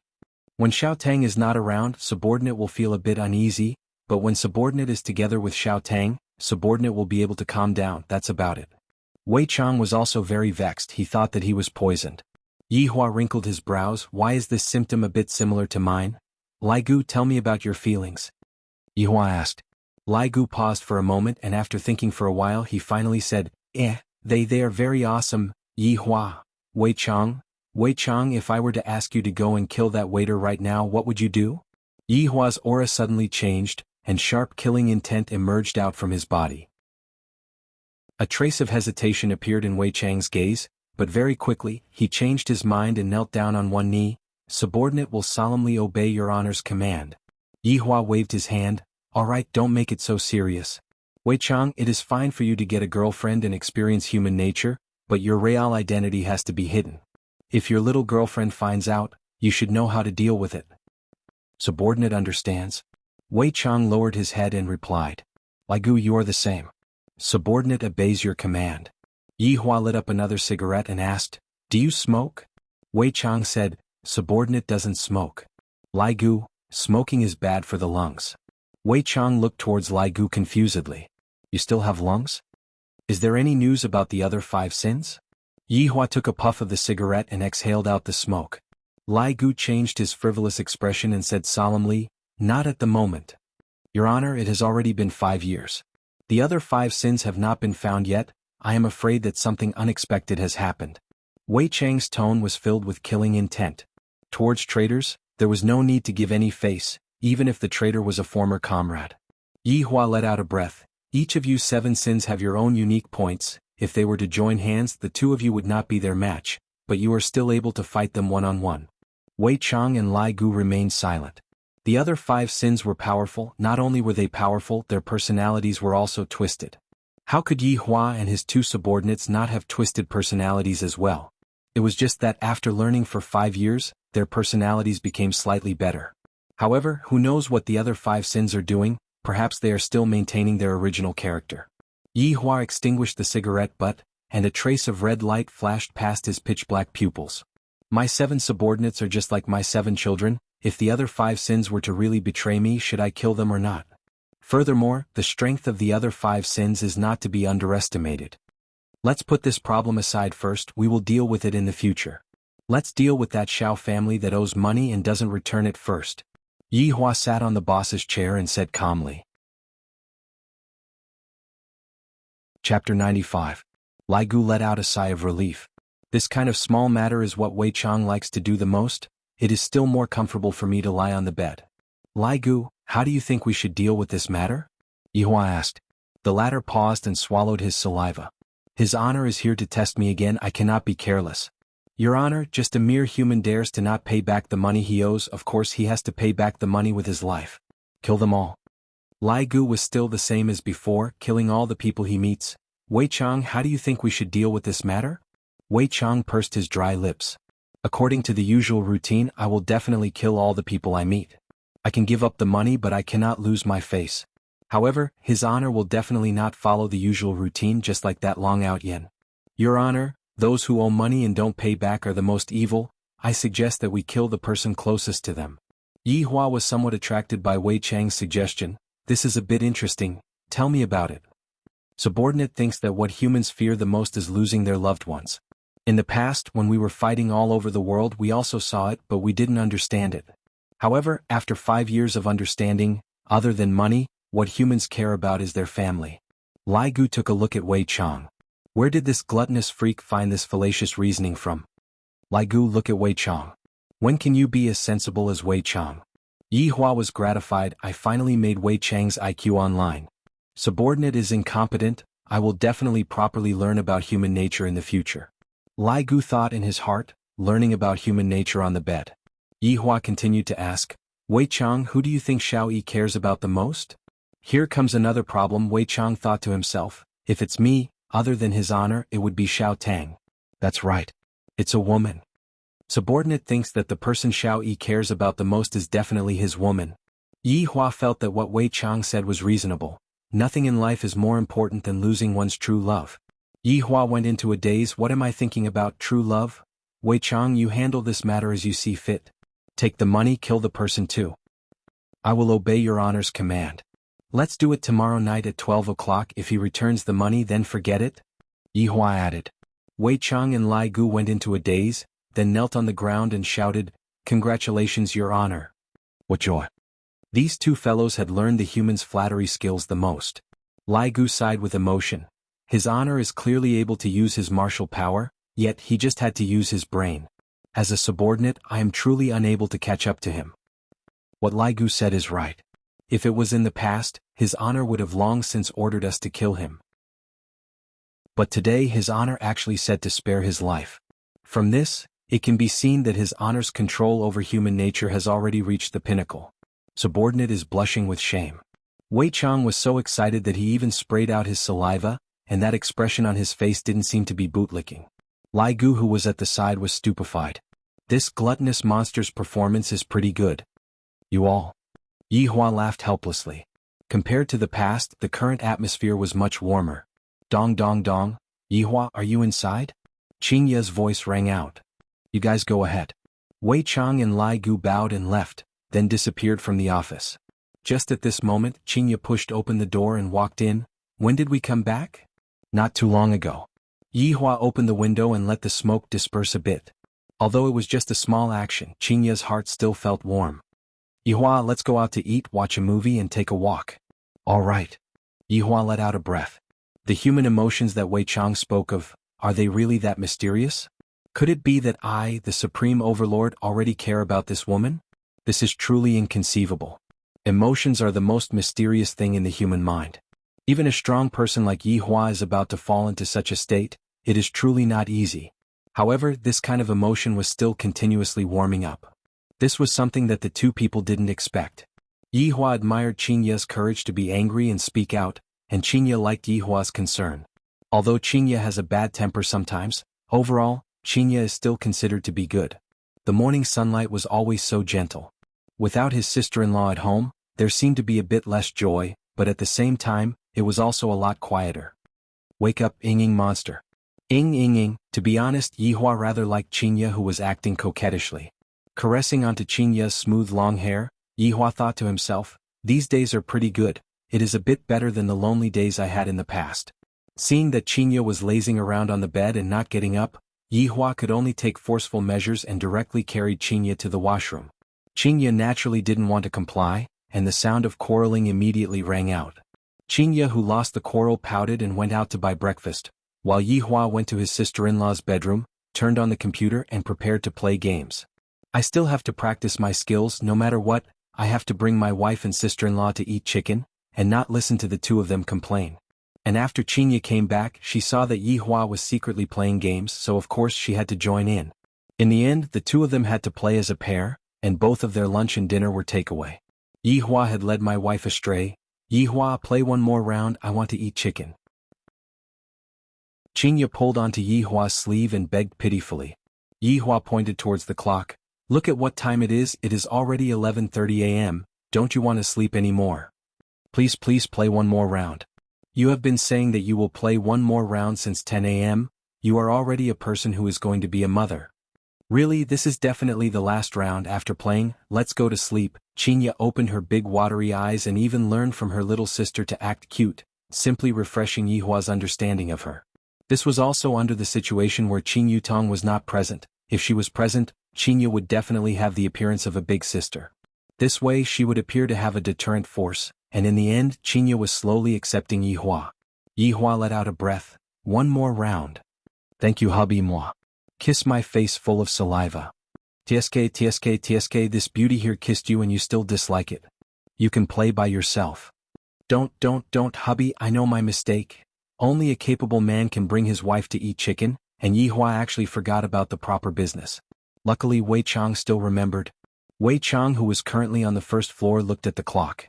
It is almost midnight, I still have to collect what I should collect.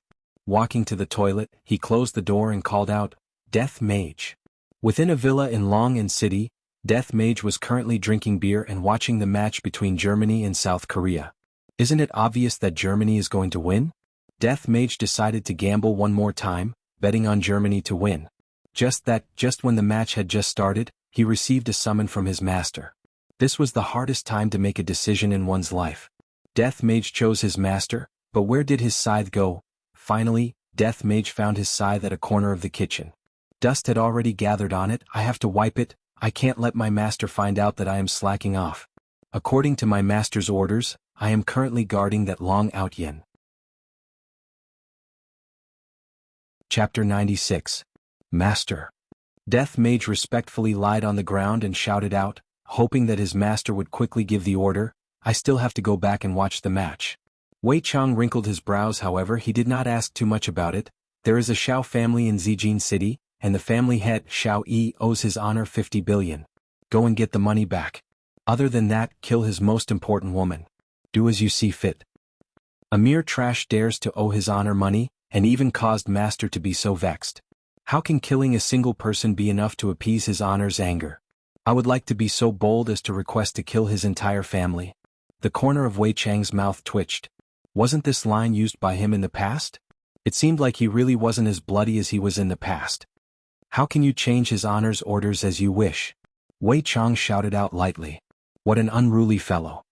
This subordinate deserves to die. As soon as it's midnight, you can make your move. Death Mage did not dare to ask too much about it. Why did they have to wait until midnight before taking action? This is truly strange. The opponent's strength is not bad.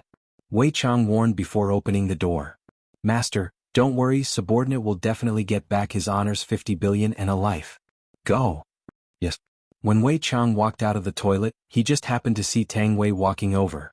Uncle Wei, Tang Wei called out sweetly as a blush appeared on her cheeks. Xiao Tang, when we close the door, Uncle Wei will treat you to supper. Wei Chang said with a smile. Yi Hua thought that Wei Chang would personally take action, but who knew that Wei Chang had a date at night, and thus called his subordinate over. In actuality, his subordinate was still going to watch the football match at night. If it wasn't for Wei Chang saying that the opponent wasn't weak, Death Mage would definitely have sent his subordinate over. The Zijin City's Shao family was located in the northern suburbs. This was a manor that occupied an extremely large area. To be precise, it was not a manor but a mansion. Just like the residence of the prince in the past, it was all Chinese-style buildings with small bridges and flowing water. The environment was elegant, and it was the enjoyment of an emperor. In the east courtyard of the Shao family, Shao Yi was lying on a big bed with two beautiful wives beside him. One of them was Nangong Sini and the other was Yuchi. She was the most beautiful girl in the school, but she was taken away by Shao Yi. But that was 10 years ago. Although it had been 10 years, Shao Yi's wives were still the same as before, showing no signs of aging. This was all thanks to Shao Yi himself. Big brother Shao, you're finally willing to accompany me today. Yuchi stretched out her index finger and drew circles on Shao Yi's firm chest. Nangong Sini laughed softly. Brother Shao, little sister you is hungry and thirsty. You have to feed her until she's full tonight. Sister Sini, why do you have to tease me every time? Nangong Sini lifted Yuchi's chin and said, because I like you. I hate you, Shao Yi chuckled. He was also watching the match, but his thoughts were restless. He felt that something big was going to happen tonight, and it had been a long time since he had such a feeling. Brother Shao, what's wrong? Do you feel uncomfortable anywhere? Why don't I ask Sister Shu Nan to take a look at you? Shao Yi shook his head. There's no need. Besides, I was the one who taught Shu Nan his medical skills. I know my body well. Brother Shao, why don't you rest early? You still have to take Yun to sign up for the children's soccer team tomorrow. The little guy is very excited today. Sister Sini coaxed him for a long time before he fell asleep, Yuchi said softly. She then rubbed her belly and smiled happily. Oh, is Yun that excited? Shao Yi laughed. Although he had many wives, it was very difficult for them to get pregnant. Until now he had only given birth to one son, Shao Yun. Of course Yuchi was also pregnant. It was already 3 months and it was a girl. She couldn't bear it for 3 months and tonight she had to do something. Nangong Sini said with a smile, "Isn't that so? Recently, the little guy has been saying that he wants to enter the national team and play in the World Cup to win glory for our country." Not bad. He already knows how to win glory at such a young age. Xiao Yi was very happy and looked forward to the arrival of his daughter. After a pause, Xiao Yi said, "Sini, I will start my seclusion tomorrow. I have a feeling that something big is going to happen." "Okay, don't worry and go into seclusion. I will look after the company," Nangong Sini said. "Sister Sini, I also want to go to the company to help you," Yuchi said pitifully. "You just stay at home and wait for the delivery. Otherwise, someone will say that I mistreat the pregnant woman again." Nangong Sini poked her husband's arm. "Hubby, let's go to sleep, it is already 11:50 p.m. Yuchi lightly bit onto her lips, expressing that she was feeling very uncomfortable. Xiao Yi laughed, "Let's watch for another 10 minutes. If Germany doesn't score a goal, we will go to sleep and feed you properly." Annoying, Nangong Sini laughed helplessly. "Today you guys are the home team, I am here to cheer for you guys. Sini, don't even think about running away, give birth to another one for me." Xiao Yi said straightforwardly. "Don't, the other sisters are going to be jealous of me to death." Ha! Xiao Yi's arrogant laughter immediately rang out in the room. This is the peak of life, hugging onto one's left and one's right, and it's still joyful and harmonious, tsk. At this moment, outside of Xiao Residence's wall, Death Mage was leaning on the wall while hugging onto his sickle of death. His 5-hand bones were holding onto his phone, and the phone was still lying horizontally. The commentator's passionate voice was currently ringing out from the phone. 100 meters away from Death Mage, there were a few scouts that were holding onto night vision goggles and looking at the situation. "Quickly look at the wall, there is an idiot. Quickly let me take a look, damn it." Seriously, not only did he not sleep in the middle of the night, he actually came to Xiao Residence to cosplay, and he even dressed up as a Grim Reaper. Awesome. He seems to be watching the World Cup.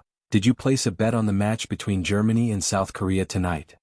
Of course, Germany is the defending champion. I even used the money that I used to buy a house to bet that Germany will win.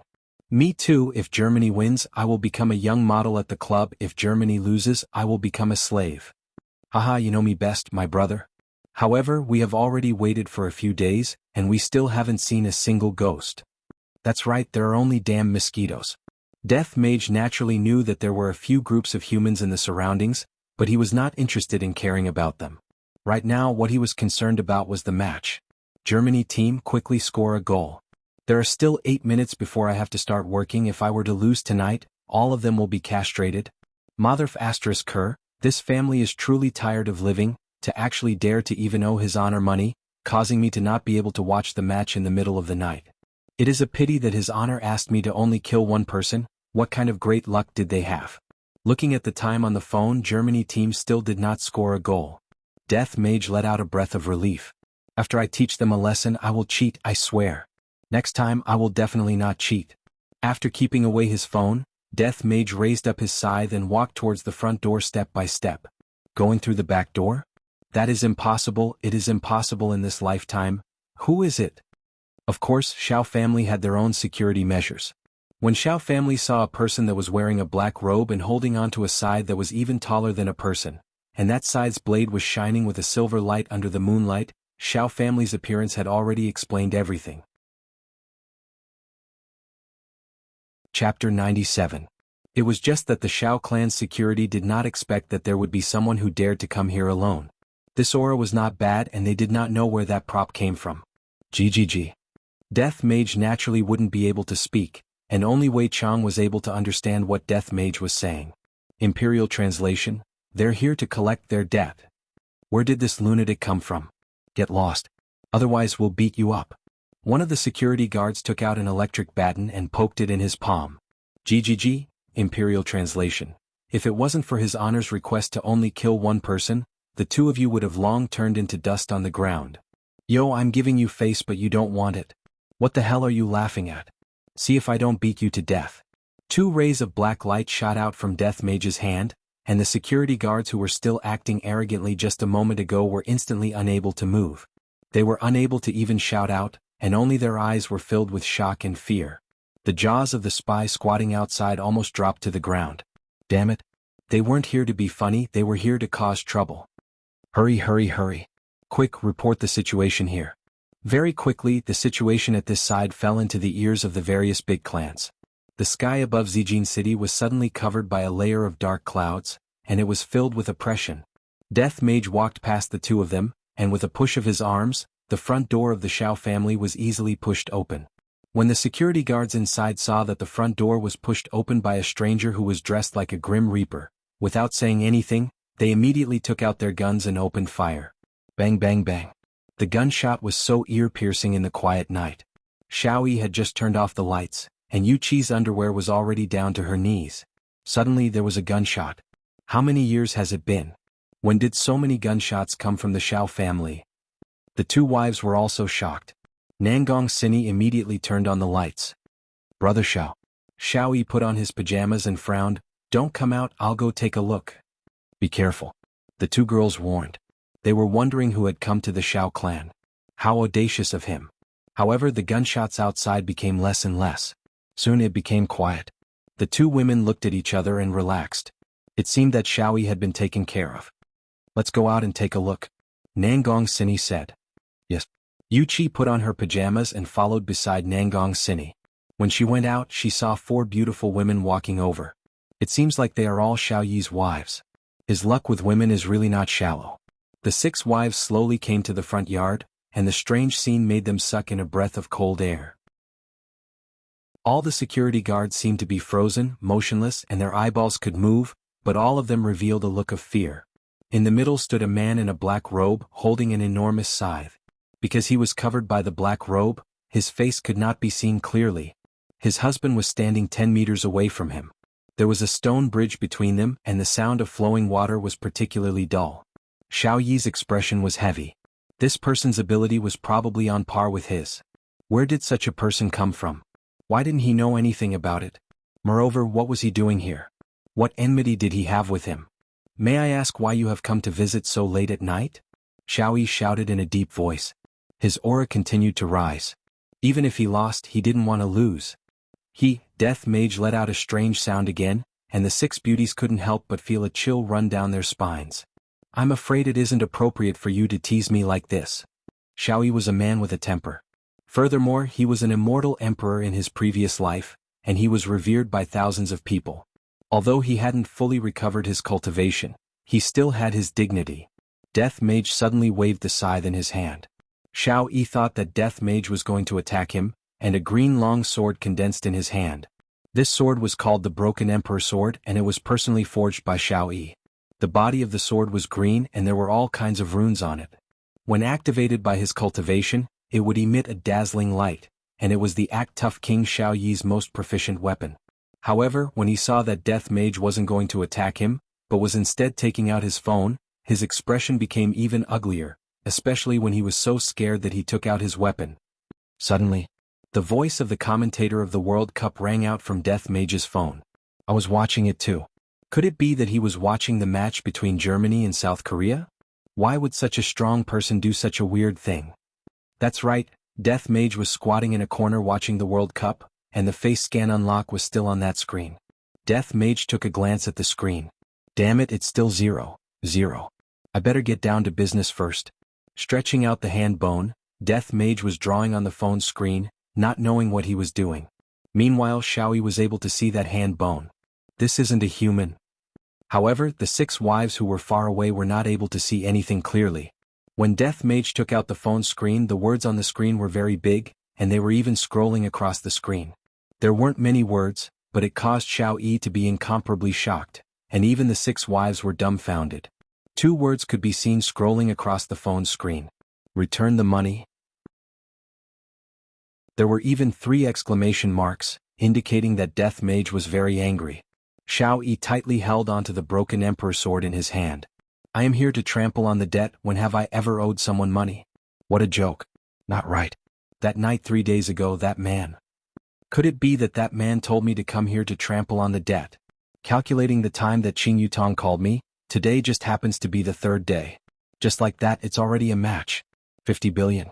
What that prodigal earned was all cash, and where would I find 50 billion in cash? It is possible to gather the money, but if the capital chain is broken, the company will definitely be suppressed by others. This was also why I wanted to deny the 50 billion. If it was 5 billion, it would still be fine. Nangong Sini also thought so, but she didn't expect that the person who denied the money would come to trample on the debt, and this person even made her husband vigilant. Sisters, let's go in, don't disturb Brother Xiao. Nangong Sini said tenderly. Towards her husband, she trusted him a lot. It could be said that her husband had never been defeated before.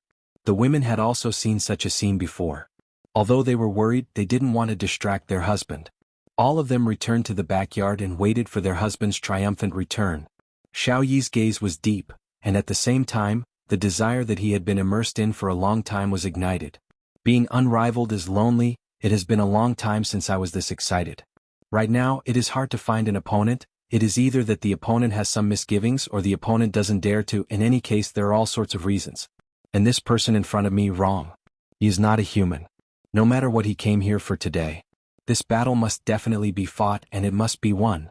If not, Xiao family will become a laughing stock in the entire north. This is something that is absolutely not allowed to happen. I reckon that right now there are already a lot of eyes staring at us. Xiao Yi took a deep breath. Let's fight at another place. Death Mage waved his left hand, indicating that he didn't mind. Such a disdainful action caused Xiao Yi to sneer. You don't even know who is standing in front of you. Do you think that I, the Emperor, will be afraid of you?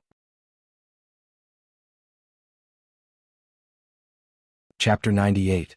The two of them instantly disappeared from the Xiao mansion. When they appeared again, they were already in the mountains several kilometers away. This place was desolate and uninhabited, and it was extremely suitable for a fierce battle. Just like what Xiao Yi had expected, all of the leaders of the powerful families in Zijin City knew about what had happened to the Xiao family. At first, he thought that it was just a joke, but he didn't expect that the other party was actually serious. At the other side of the northern suburb of Zijin City, there was a manor that was very modernized. And under the surface of this modernized manor, various kinds of mechanisms were concealed, and all of them were personally designed by Tang Wushuang. That's right. This was Tang Wushuang's home. At this moment, Tang Wushuang had also received the news from his subordinate, and he seemed to be very surprised. There is really someone who dares to provoke Xiao clan. Was that man inflated? Or ignorance? Bam. Bang. I won. Tang Wushuang let out a heavy sigh. He had married over 10 wives, and only after he married them did he realize that all of them were gambling experts. Even his gold desert eagle was used as a gambling cushion. Standing up, Tang Wushuang placed his hands behind his back and let out a long sigh. Why are all the people with the surname Tang so miserable? Could it be that I am the reincarnation of Tang Bohu, Wushuang? Quananrong walked over with a smile. Tang Wushuang was gratified. Finally, there was someone who was obedient. Unrong you, Wushuang, I'm out of money? Give me a few million first. Tang Wushuang's entire body froze. Wushuang, I'm just joking. Tang Wushuang couldn't help but rub his wife's nose. Little mischievous, I'm afraid a few million is not enough. How about 10 million? Tang Wushuang requested for a close-up shot of the scene where Tang Wushuang spurted out blood. Alright, I won't joke around anymore. Did something happen on Brother Zhao's side? Quananrong pinched her husband's face and smiled. What a fool. Tang Wushuang smiled helplessly. And there's news. If I didn't guess wrongly, they should be here to collect the debt. Wushuang, Brother Xiao is so powerful. He should be able to settle this easily. Unrong, do you mean that you don't want me to get involved in this matter? Tang Wushuang wrinkled his brows. He didn't understand the profound meaning behind Unrong's words. Quananrong held onto Tang Wushuang's arm and walked out of the chess room. Then they arrived at the garden outside. Firstly, Brother Zhao's strength is very powerful. And even if you were to go, you wouldn't be able to do anything. We won't do something like adding flowers to brocade, and if we are going to do something, we will have to do something like sending charcoal in snowy weather. Timely help? Tang Wushuang's brows became very deep. Brother Zhao's reputation in the circle is very big, even surpassing yours. Wushuang, although you don't say it, I can see that you still care about it. Quananrong looked at her husband's expression and continued, Tonight, if Brother Xiao is safe and sound, we will pretend that we didn't say anything. If anything happens to Brother Xiao, Wushuang, this is your chance. But Tang Wushuang fell into a multiple-choice question, and it was very hard for him to make a decision. Wushuang, if Brother Xiao really falls tonight, you really have to prepare for a rainy day. Zijin City will undergo another big reshuffle. All the big families, hidden families, sects, the world of cultivators, the world of special abilities, and those who live under the wings of the Xiao family will have to make new choices. But I don't want to betray Brother Xiao. After all, he saved my life. Quan Anrong sighed. How could she not know? But to help her man reach the top, she would have to sacrifice a lot. Wushuang, I'm not asking you to betray Brother Xiao. You just need to be a good person. In an instant, Tang Wushuang understood what his wife meant. If Brother Xiao were to be defeated tonight, then the entire Xiao family would be without a leader, and with the identity of Xiao Yi's brother, he would be able to support the Xiao family once again. Not only that, he would be able to obtain benefits from this, and furthermore he wouldn't lose his reputation, and other people would even praise him for being loyal. Wushuang, don't think too much. Brother Xiao is very powerful. There are countless people who want to take him down, but none of them succeeded. It's very difficult for the thing we're talking about to happen. If it happens, it'll be your chance. Of course, you don't have to choose this path. After all, it's just a suggestion. Quan Anrong kissed her husband's cheek and walked into the house, but suddenly stopped as if she had thought of something. Wushuang, you still have a master. Xiaoyi doesn't have this. Tang Wushuang's body trembled. Master. How could he not know that this was a rare opportunity to swallow up the Xiao family? Then the whole Tang family would be flipped upside down. At that time, the Bai family would be nothing, and there would still be those aristocratic families eyeing them covetously. But the prerequisite was that Xiaoyi had to die. The probability of that was even lower than winning the lottery. And in the western suburb of Zijin City, there was a castle. Looking at it from afar, it looked very much like the vampire castle that was shown in the movies. Furthermore, if one wanted to enter the castle, one had to pass through a drawbridge. This was the place where the Bai family lived, and the woman who lived here was Bai Cixin, who was known as the Beauty of the North. In the living room of the castle, 2 men and a woman were sitting on a sofa that was as red as blood. The woman was Bai Cixin. Just like her name, her skin was extremely white, and even the clothes she was wearing were white as well. On her head, there was a white scarf, which added a sense of mystery to her. On her delicate hands she was wearing a pair of white gloves. And she was sitting on the main sofa, and the 2 men were sitting on both sides of her. There was no need to talk about the status of the family. Right now, she was holding onto a teacup, and with her bright red lips she was tasting the newly grown Maojian tea. Debao, don't buy this kind of tea anymore in the future. You know that I'm used to Dahongpo tea. Bai Cixin lightly placed down the teacup. She didn't care about how much this tea was worth at all. In Bai Cixin's heart, there was only good and bad tea. Wang Debao laughed embarrassedly. Wife, recently, Dahongpo tea is in short supply. If you want to drink it, you will have to wait for a while. Look for the person who is hoarding the goods.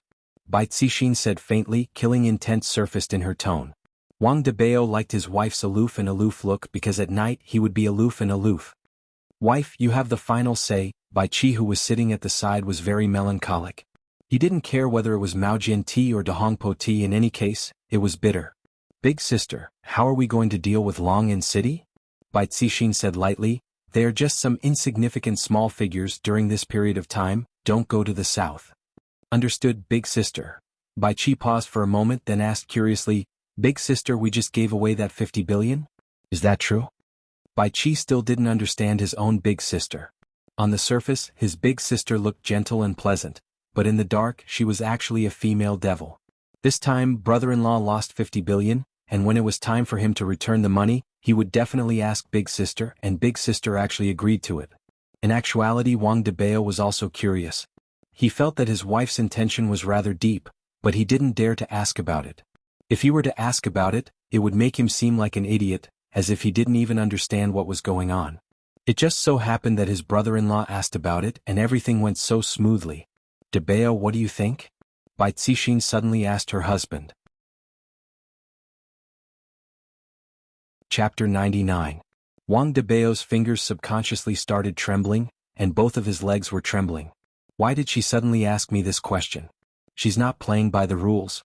How can us men understand the wife's farsightedness? The wife's thoughts are as fine as a needle and meticulous. How can a husband dare to guess the wife's intentions blindly? In any case, everything that the wife says is right. Even if she is wrong, she is still right. Wang Debao felt that he had never felt so refreshed before. His bootlicking was done in one go and there was no pause in the middle. Bai Qi couldn't help but give a thumbs up. Brother-in-law's desire to live actually made his choice of words a lot sharper. Awesome. Bai Cixin lightly tapped onto her husband's forehead and said indifferently, When did I say that I will really give them the 50 billion? Ah. The use of the 50 billion will be tonight. Whether it is worth it or not will also be decided tonight. If it is not worth it, then we will take it back. Zijin City will not have a Qing family anymore.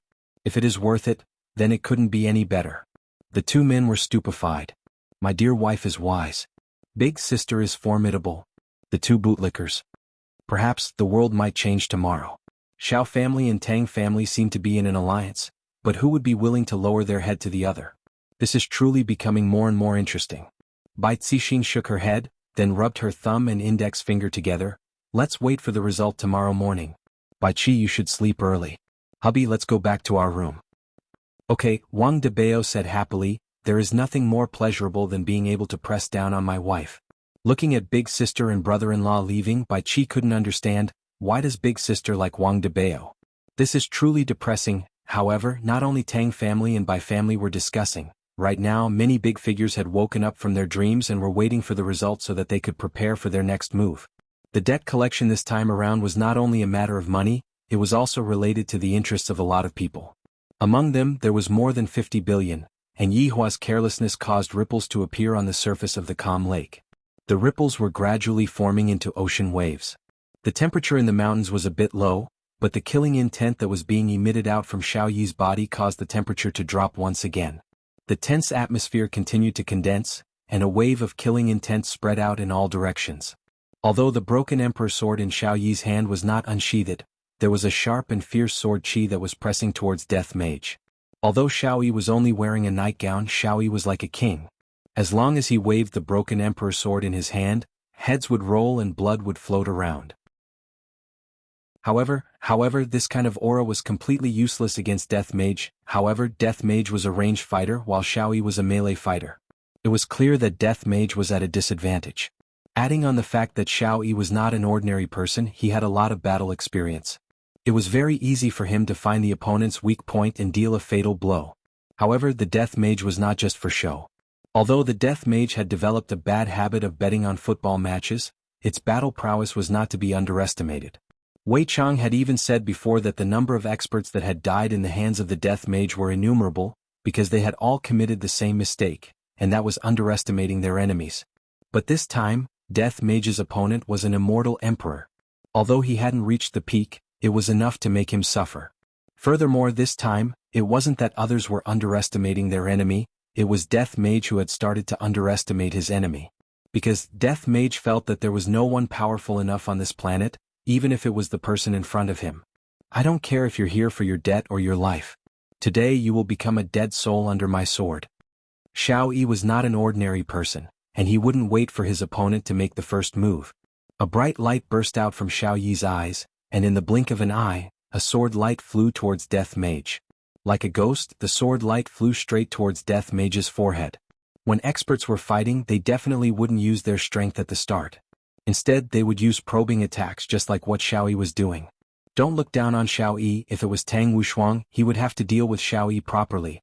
Although Death Mage looked down on Xiao Yi, he didn't dare to easily receive Xiao Yi's sword attack. What Master said is indeed correct. This man's strength is indeed formidable. No matter if it is his strength or his speed, this man has already seen through the next sword attack. Xiao Yi's gaze became serious. As expected, this man is an expert. Xiao Yi gave up on stabbing towards Death Mage in front of him, and instead turned around and slashed towards Death Mage. Emperor Broken Sword immediately blossomed with a dazzling light, forming a sword chi that slashed towards the air. The air in front of Xiao Yi immediately flared up, and the trees in front of Xiao Yi were all sliced into two. Death Mage, who was behind Xiao Yi, gradually disappeared and reappeared not far away from Xiao Yi. His body had already been sliced into two by the sword chi. Actually, in that instant, Xiao Yi felt that there was something wrong with the Death Mage in front of him, so he decisively swung his sword at Death Mage. Looking at the Death Mage who was sliced into two, Xiao Yi once again felt the loneliness of being invincible. This Death Mage is already the most formidable opponent that I have met in these few years, and he actually almost tricked me. Luckily, I reacted fast enough, otherwise I would have made a fool out of myself. This person is not that great, but tomorrow, it should be my turn to go and trample on the debt. This debt is much bigger than 50 billion. Qing family. You guys better prepare to receive my Xiao Yi's fury. Beep. Just when Xiao Yi started fantasizing about himself torturing the Qing family, a black lightning struck towards Xiao Yi. Xiao Yi didn't have enough time to dodge, so he used his sword to block the attack, and the runes on the hilt of the sword released a light shield. The black lightning instantly collided with the light shield. There was no bright light, the two of them disappeared at the same time, and it seemed like the light shield was cancelled out. Xiao Yi's expression was gloomy, and looking at the black figure who was not far away from him, he raised his arm and pointed his index finger at Xiao Yi. That disgusting sound came out from his mouth, as if he was laughing at Xiao Yi. However, Xiao Yi was indeed fooled. The one that Xiao Yi killed just now was only an illusion, and Xiao Yi's real body was nowhere to be found. Furthermore, a layer of the runes on the broken Emperor's sword had also been used up. Immediately, Xiao Yi's nightgown fluttered even though there was no wind, and the aura that Xiao Yi was emitting was still continuously rising. Even the leaves on the ground were starting to float into the air. When Death Mage saw Xiao Yi who was in front of him, he became interested. Xiao Yi is the strongest human that I have seen in the past 5 years, just that, the smell that Xiao Yi is emitting is very nauseating. Heaven Punishment Sword Art, Brahma Heaven's Will. When had Xiao Yi ever been deceived like this before? Xiao Yi decided to take out his trump card and end the battle quickly. The broken Emperor's sword seemed to have sensed its master's fury and soared into the sky. In this pitch-black night, the broken Emperor's sword shone like a star. A terrifying power quickly gathered at the tip of the broken Emperor's sword, and the sky immediately changed color, and a rumbling sound suddenly rang out, piercing through the entire world. Death Mage raised his head and looked at the sky, then fiercely stabbed the death scythe into the ground with his right hand. Boom! The rumbling sound caused Xiao Yi's expression to sink even further.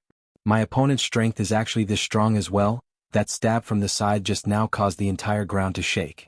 Death Mage stretched out 5 of his fingers, and black threads were coming out from all 5 of his fingers. GGG, Royal Translation, Cave of Darkness. Chapter 100. However, no matter what technique you use, no matter if you are a human or a ghost, you will still have to die under my sword. Xiao Yi shouted out lightly as his fingers quickly formed seals. Broken Emperor's sword that was in the sky shot out a dazzling light, and that dazzling light brought along a terrifying power as it struck towards Death Mage who was on the ground. Before the dazzling light even touched the ground, the powerful airwave that was emitted from the dazzling light already caused all of the trees to collapse, instantly razing the ground to the ground. From this, it could be seen just how powerful this move was. And under this terrifying power, there was also a huge sound wave attack. However, Death Mage seems to have no eardrums. Go and die, trash, no matter who it is, don't even think about acting cool in front of me, Xiao Yi. The people who acted cool in front of me have all been sent to hell, and you are no exception. Death Mage really didn't know how to speak. If it was possible, I would definitely have a verbal battle with Xiao Yi. You are still acting cool like this, I will beat you up. Looking at the terrifying dazzling light that was coming towards him, Death Mage controlled the Cave of Darkness and used it to block in front of him. Then he secretly took out his phone and looked at the result of the match. The first half has ended, Germany and South Korea have yet to score a goal. I wonder who will score a goal first in the second half. I am truly looking forward to it. The sound that came out from the phone wasn't loud, but Xiao Yi heard it. He still has the mood to watch the World Cup. He is ignoring me, ignoring my aura, ignoring my technique, and even more so, ignoring my ability to act cool. If that's the case, there are only 2 results today, either you die or I die. Death Mage quickly kept his phone, then faced Xiao Yi's big move with a serious expression. After all, I have to respect others, I can't trample on others' dignity, and I can't sneakily watch the World Cup while others are using big moves. Go and die. Xiao Yi shouted out, seems like he was really angered by Death Mage's actions. However, the dazzling light shot into the cave and then, everything returned to normal. A cold wind blew onto Xiao Yi's nightgown, and also blew onto Death Mage's black robe. Right now, Xiao Yi's stupefaction should be accompanied by a sad eru, only then would it be able to bring out the stupefaction in Xiao Yi's heart. This is impossible. Just who are you? Xiao Yi shouted out gravely. GGG, Imperial Translation, your dad. After Xiao Yi heard this, his face alternated between white and red. He was still teasing him. His eyes narrowed and his hands quickly formed seals. Congratulations, you've successfully angered this emperor. Heaven Punishment Sword Technique, Buddha's Fury 9 Lotus. The broken Emperor's sword, which was floating in the air, shone brightly, and the body of the sword trembled violently. Bang! one divided into two and then more and more. In a split second, the 9 broken emperor swords floated above the death mage, locking onto the death mage from all directions. Furthermore, the 9 broken emperor swords were condensing a power that was even more frightening than before. When this power was formed, the entire space around the death mage was violently distorted. Just like Xiao Yi's handsome face, it was incomparably malevolent. Xiao Yi hadn't used this move in a long time. He felt that no one in this world could block it. When he was an immortal emperor, he used it and the opponent disappeared without a trace. One could see how powerful this move was. However, his opponent this time was Death Mage, Wei Chang's valiant general. It stretched out its 10 bony fingers, and black fog appeared on its fingertips just like before. He, Imperial Translation, 9 dark acupoints. 9 mirror-like bottomless abysses appeared around Death Mage. Xiao Yi, who was not far away from Death Mage, was stupefied. Just a moment ago, the mirror that Death Mage summoned out swallowed my attack, and this time I have to continuously shoot out 9 times. And to think that Death Mage summoned out 9 mirror-like things as well. Just what the hell is this? Why are they able to swallow my attack? However, this time it is different. The might of every single one of the mirror-like things is much stronger than before. No matter how deep your black hole is, I have to pierce through it. As expected, 9 mirror-like light beams shot down from the sky, and the entire sky became as bright as day. The scene was rather spectacular. Even the few people who were floating in the sky a few miles away from Death Mage sucked in a breath of cold air when they saw this scene. As expected of the Xiao family's family master. But, after the 9 mirror-like light beams shot down, the night was still night, the crickets were still chirping, and the people who were stupefied were still stupefied. Xiao Yi rubbed his eyes. After the 9 mirror-like light beams shot down from the sky, not even a fart was let out. How is this possible? Even the weakened version of Buddha's Fury 9 Lotus wouldn't have such an effect. Death Mage let out a strange laughter once again. Don't misunderstand, this is not a mockery. Well, that was a mockery. Death Mage suddenly opened up both of his arms, and a strange black mist suddenly blossomed out from his body. The black mist corroded the ground like a virus, causing Xiao Yi's face to turn pale with fright. The black mist was like a tentacle that was trying to attack him. Xiao Yi did not have the time to think and immediately dodged. Tentacles of Darkness. This was one of the Death Mage's ultimate spells.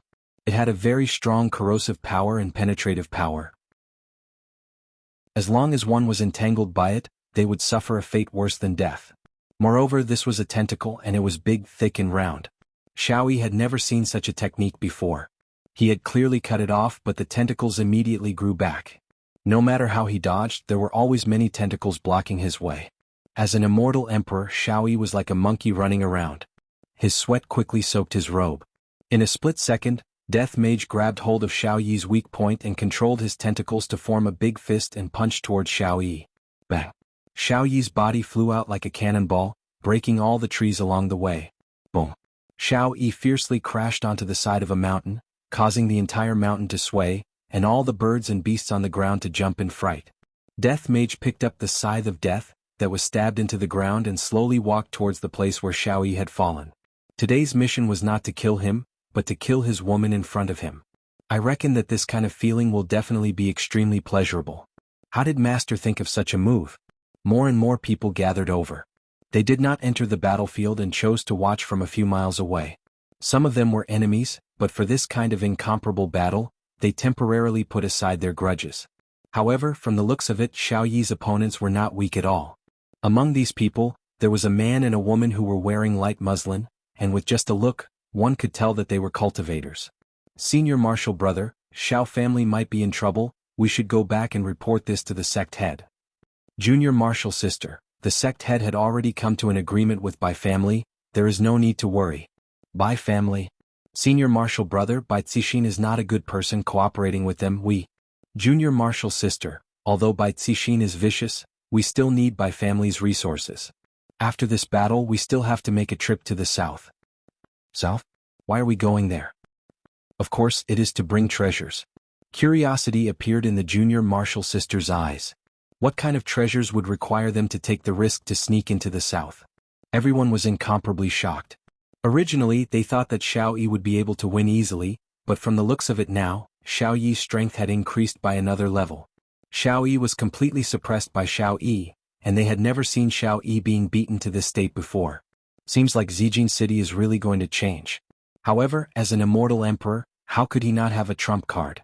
That would be looking down on immortal emperors too much.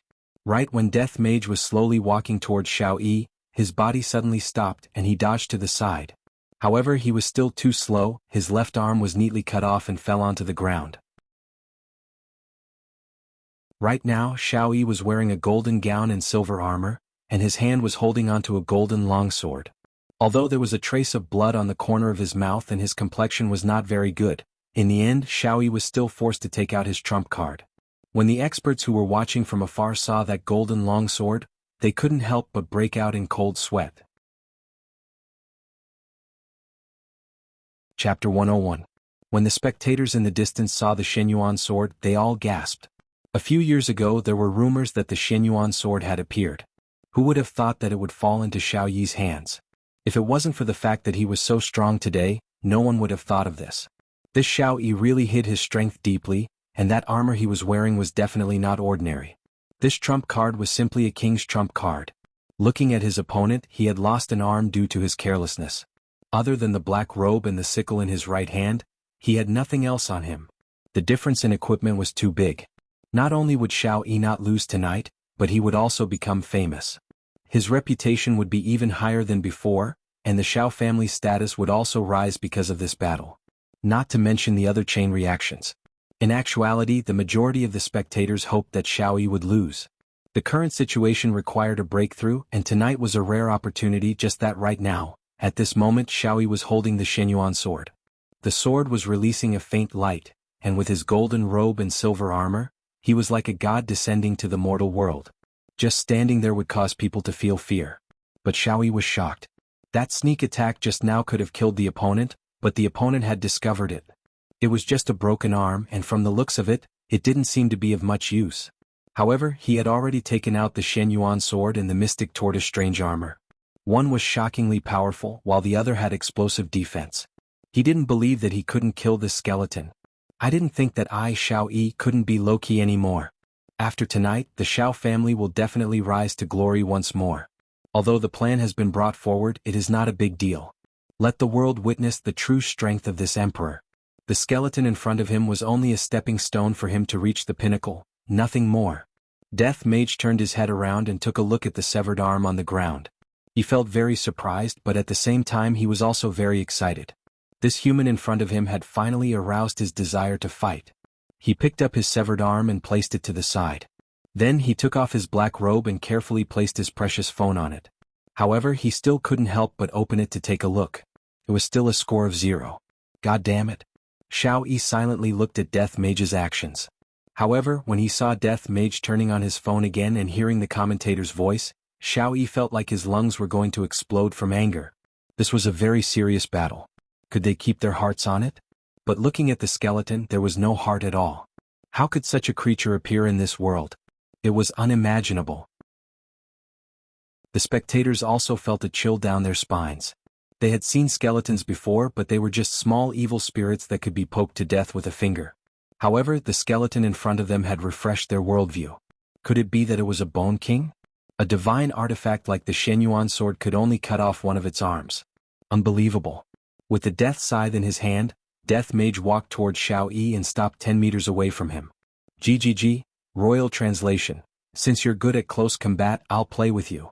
The Death Mage was definitely a high-ranked magician, and his specialty would definitely be magic attacks. However, the Death Mage was a bit of a slouch. Actually, every magician had the heart of a warrior in their heart. Royal Translation, High-Level Power Enhancement. Royal Translation, High-Level Speed Boost. Royal Translation, High-Level Long-Lasting Support. Royal Translation, Top-Notch Defense Enhancement.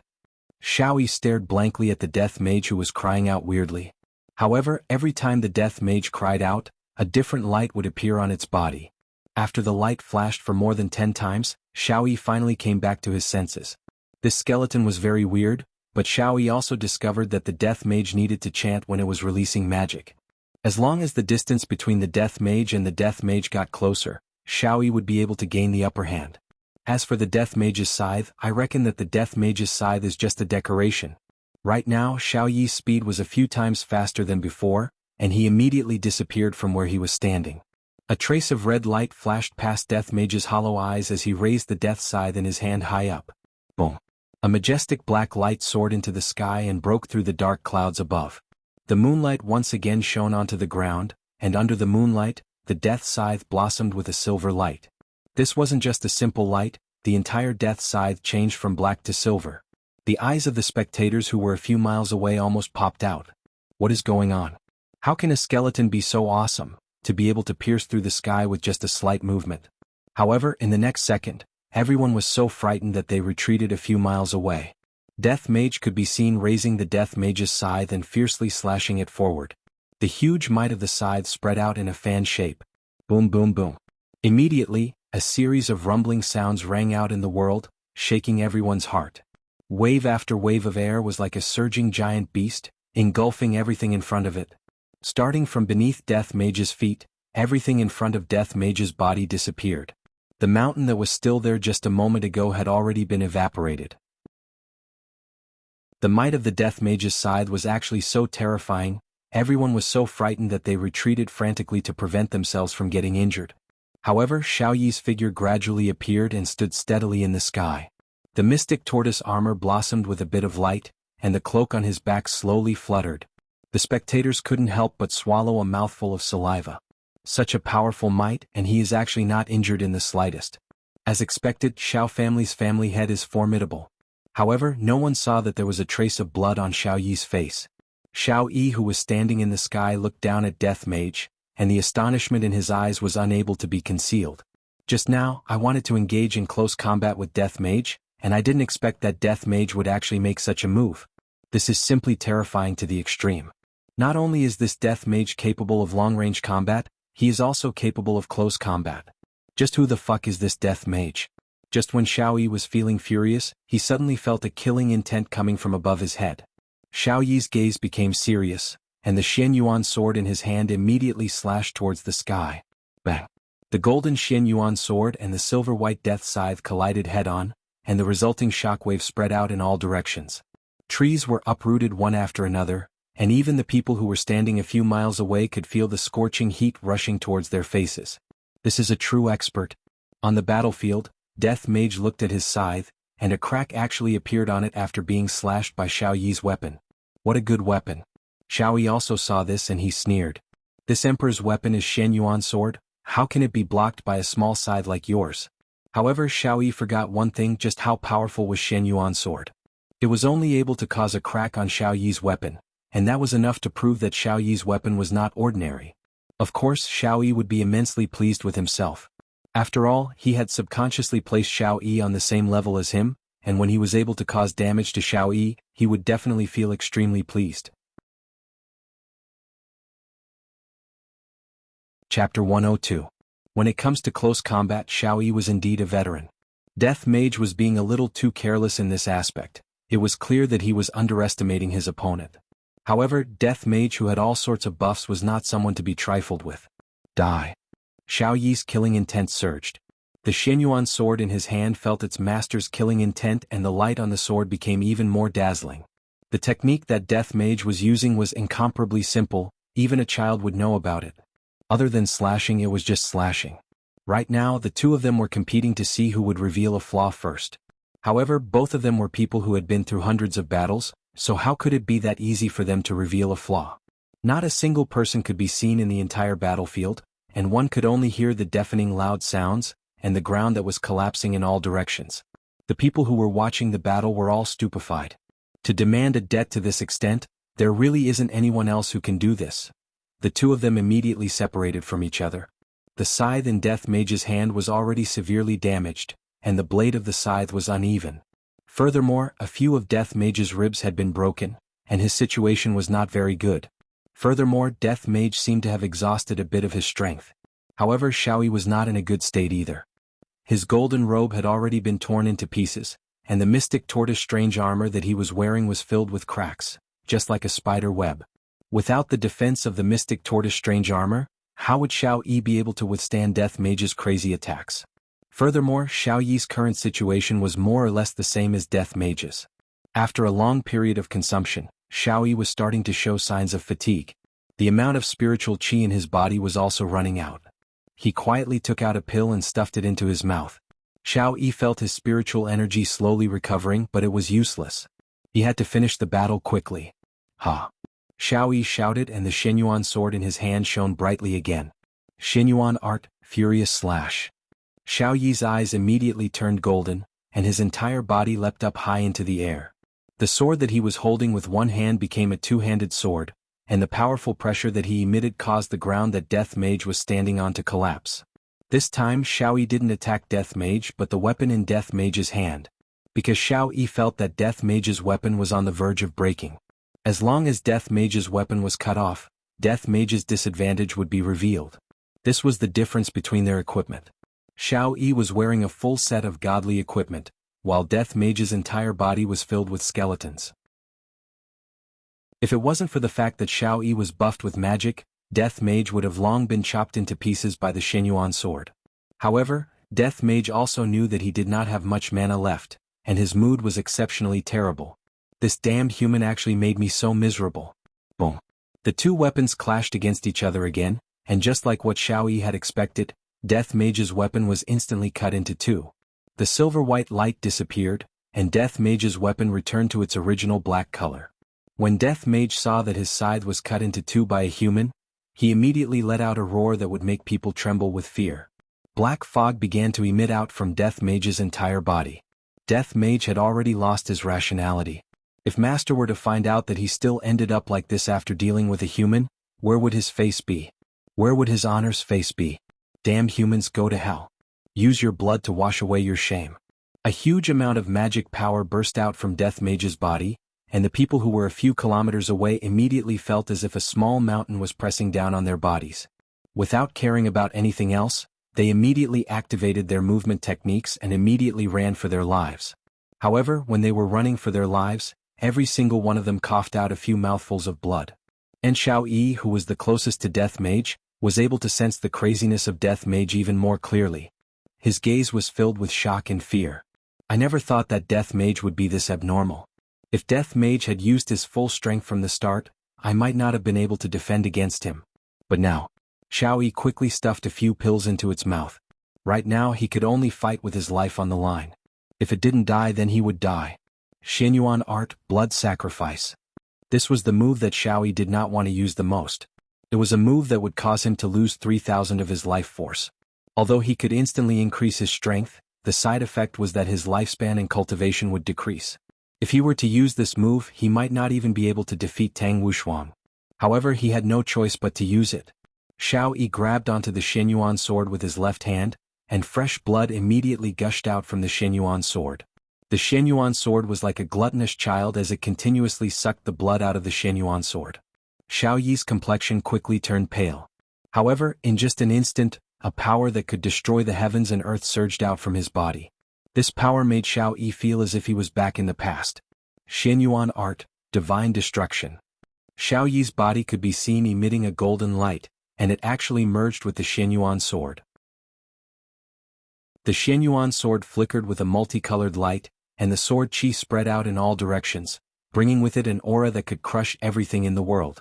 The temperature in the surroundings suddenly rose, and the aura of a monarch was being emitted from the Xinyuan sword, causing people to have the urge to worship it. However, all of this was useless against Death Mage. Right now, he only wanted to wash away his shame even if he had to pay the price. This time Xiao Yi's timing was very good. He made a decisive decision and used this move without any hesitation. After all, Death Mage was still in the middle of chanting the Xinyuan sword, and he had yet to complete the super magic. In the next moment, Xinyuan sword flew towards Death Mage and everything that it passed through turned into dust. Soon after, the Xinyuan sword fiercely collided with the edge of the black mist, and a dazzling light immediately blossomed out from the Xinyuan sword, lighting up the night sky once again. Death Mage resisted the power of the Xinyuan sword with all his might. However, he had lost his left arm, and adding on the fact that his magic was exhausted, he was completely unable to resist against Xiao Yi, who had used a forbidden technique. Xinyuan's sword slowly pierced through the layer of black mist and headed straight towards Death Mage, who was within the black mist. Your Honor, Master. Subordinate has failed in his task, The scorching heat emitted out from Shen Yuan's sword instantly turned Death Mage into dust, and after the black mist dispersed, the world returned back to normal. Splash, splash, splash, heavy rain suddenly started pouring down from the sky, and the rain fell onto the ground that looked like tofu dregs and onto a person's body. The black tortoise bizarre armor that Xiao Yi was wearing was already completely broken apart, and only the shoulder guard was left. Right now Xiao Yi was supporting himself with Shen Yuan's sword, and blood was flowing out from his mouth non-stop. I didn't expect that layer of black mist to be so powerful, to be able to heavily injure me once again, making my situation even worse. Luckily I managed to kill the black mist without any mishaps. Just that, the injuries that Xiao Yi received will probably take at least 10 years to recover. Cough cough cough. Xiao Yi let out a violent cough, and with every cough, blood would spurt out from his mouth. Xiao Yi's entire body was pale and powerless just like a corpse. Although he managed to kill Death Mage, he wasn't any better off.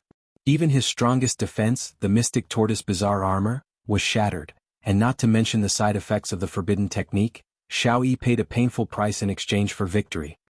Congratulations to Xiao family head for defeating a strong enemy, we admire you greatly. Congratulations to Xiao family head, we admire you greatly.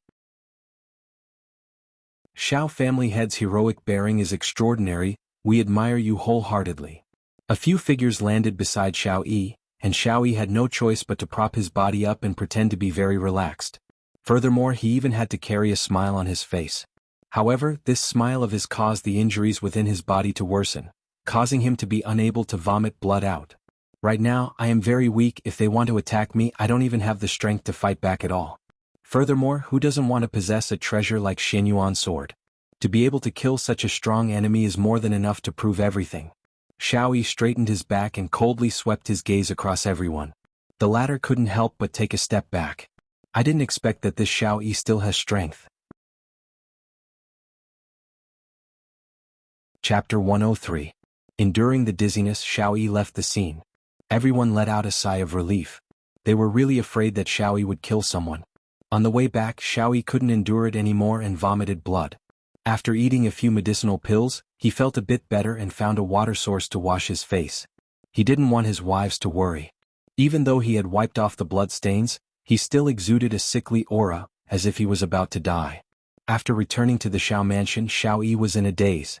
It was as if he could faint at any moment, as if he was drunk. The 6 wives sat in the front hall, anxiously waiting for their husbands to return. When they saw their husbands stumbling over, the wives immediately went forward to support them. Brother Xiao, what's wrong? Where are you hurt? Nangong Sini's expression changed greatly. This was the first time she saw Xiao Yi so weak. Sini, hurry up and support Brother Xiao. Let me see. The woman who spoke was precisely Shu Nan. Her medical skills were outstanding, and back then she also fell in love with Xiao Yi's medical skills. Xiao Yi replied weakly, I'm fine. Hold him down. Shu Nan said in a tender voice.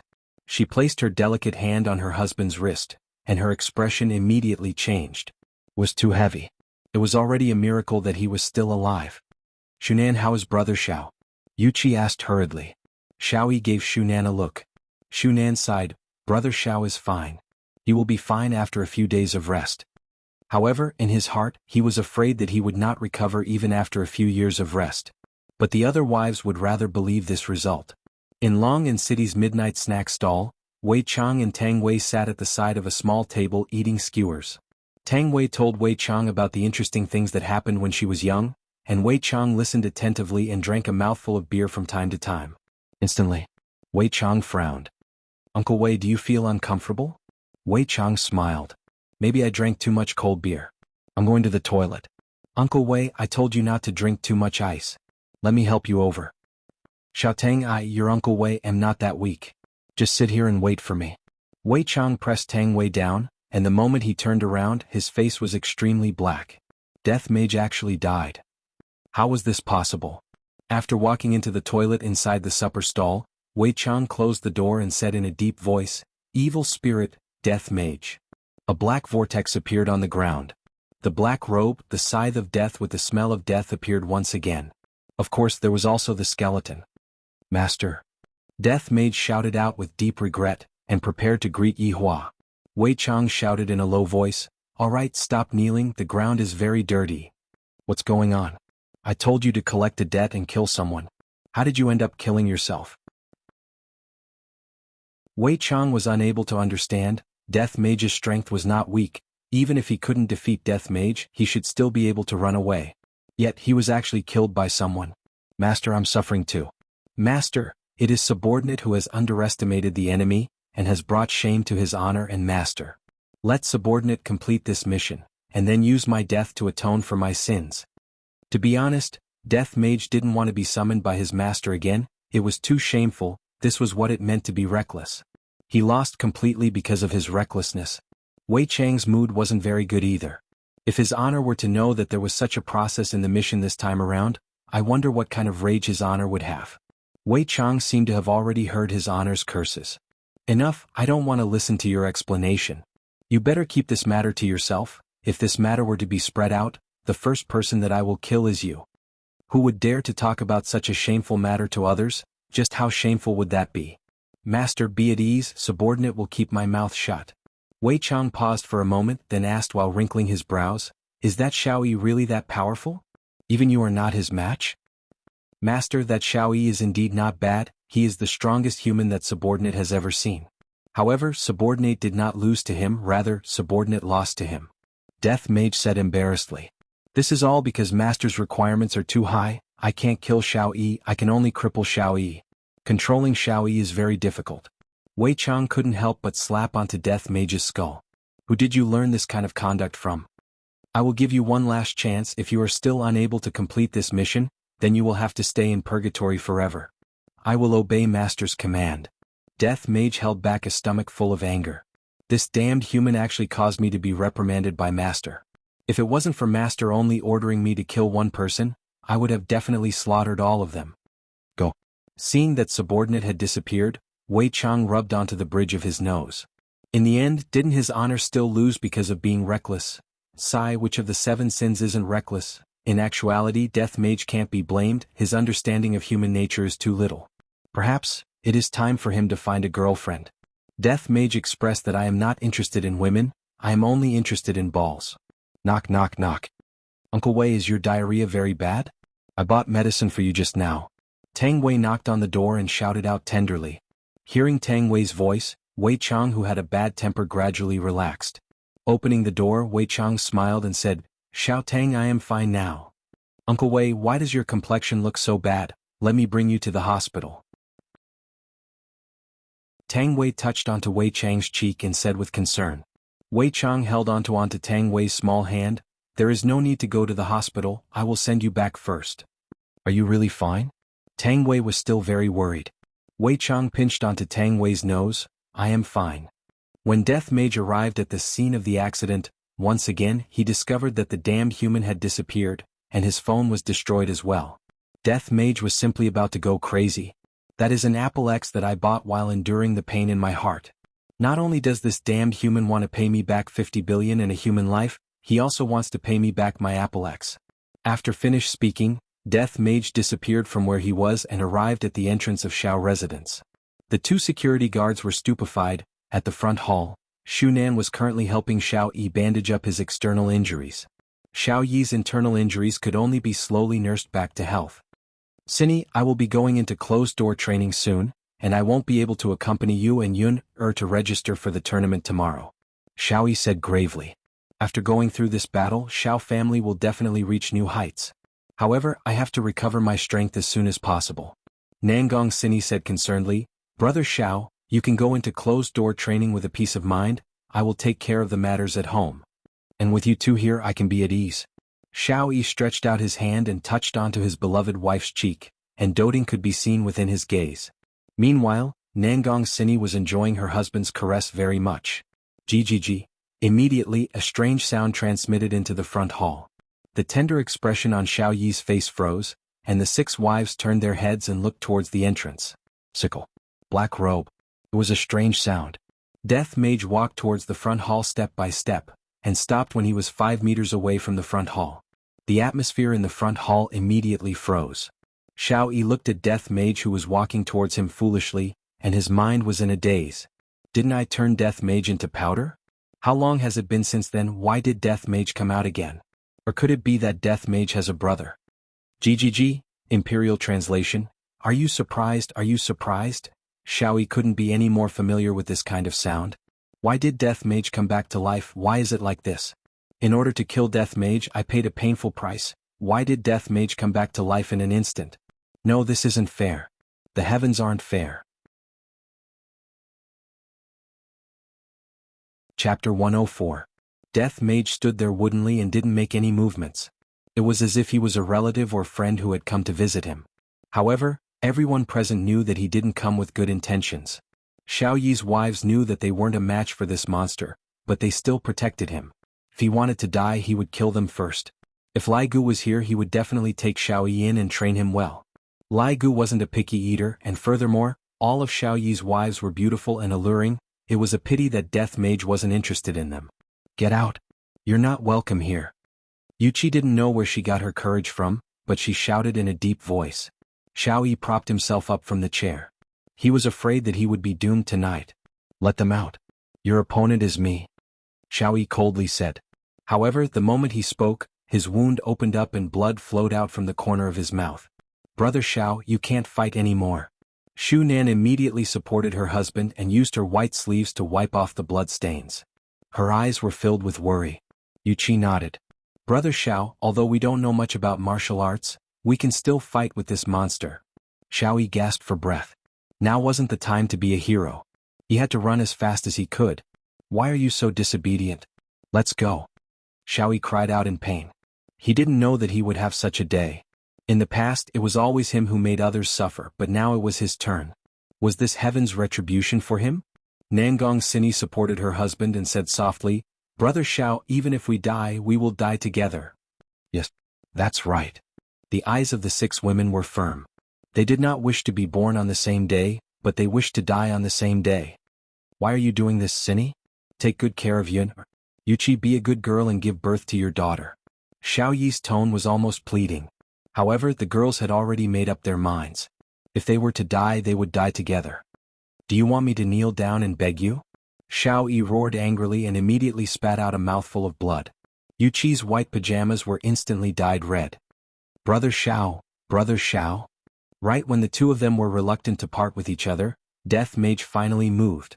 Stretching out his hand, Death Mage pointed towards the phone that was on the table. Everyone was shocked. Xiao Yi said in a deep voice, Give it the phone. Nangong Sini picked up the phone and passed it to Death Mage. When Death Mage held onto the phone, he discovered that it was not unlocked, so he gestured to Nangong Sini. This handphone belonged to Shu Nan. Looking at the skeleton in front of her, she did not feel any fear in her heart. She picked up the handphone from the skeleton's hand and scanned her own face, then heavily threw the handphone onto Death Mage's hand. GGG, Imperial Translation, He has character.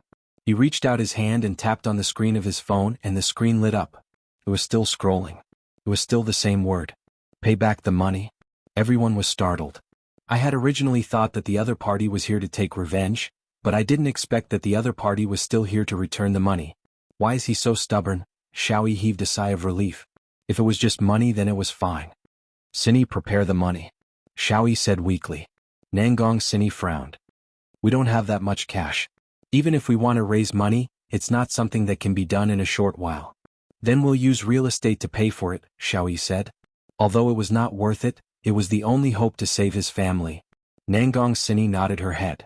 Suddenly she felt that Wang Debao was too much of a mechanism. A few days ago I was still laughing at him for being stupid, but I didn't expect that he was actually a smart person. Regret, I blame myself for randomly coming up with this idea. Wait a moment, I'll go and write the transfer letter. Nangong Sini said coldly. Death Mage actually nodded his head, causing everyone to let out a sigh of relief. As long as the problem could be solved with money, then it wouldn't be a problem. Suddenly, Death Mage saw a television that was placed at the side. Under everyone's astonished gaze, Death Mage walked over, turned on the television and selected CCTV 5. However, the match had just ended, and when Death Mage saw the score on the television, his entire person felt bad. Forget about being killed once, I even lost the ball. I even lost all of my belongings. I can't tolerate this anymore, I'm going to castrate those useless humans, they can't even win against South Korea. Xiao Yi was feeling very bad right now. From the start until now, the other party had already watched the World Cup 4 times, and 2 of those times were even during the World Cup. Why is it so attached to the World Cup? Why did I lose to such a strange opponent? Why? My illustrious reputation has been ruined tonight. Bang. Death Mage smashed the coffee table with a punch, giving everyone a fright.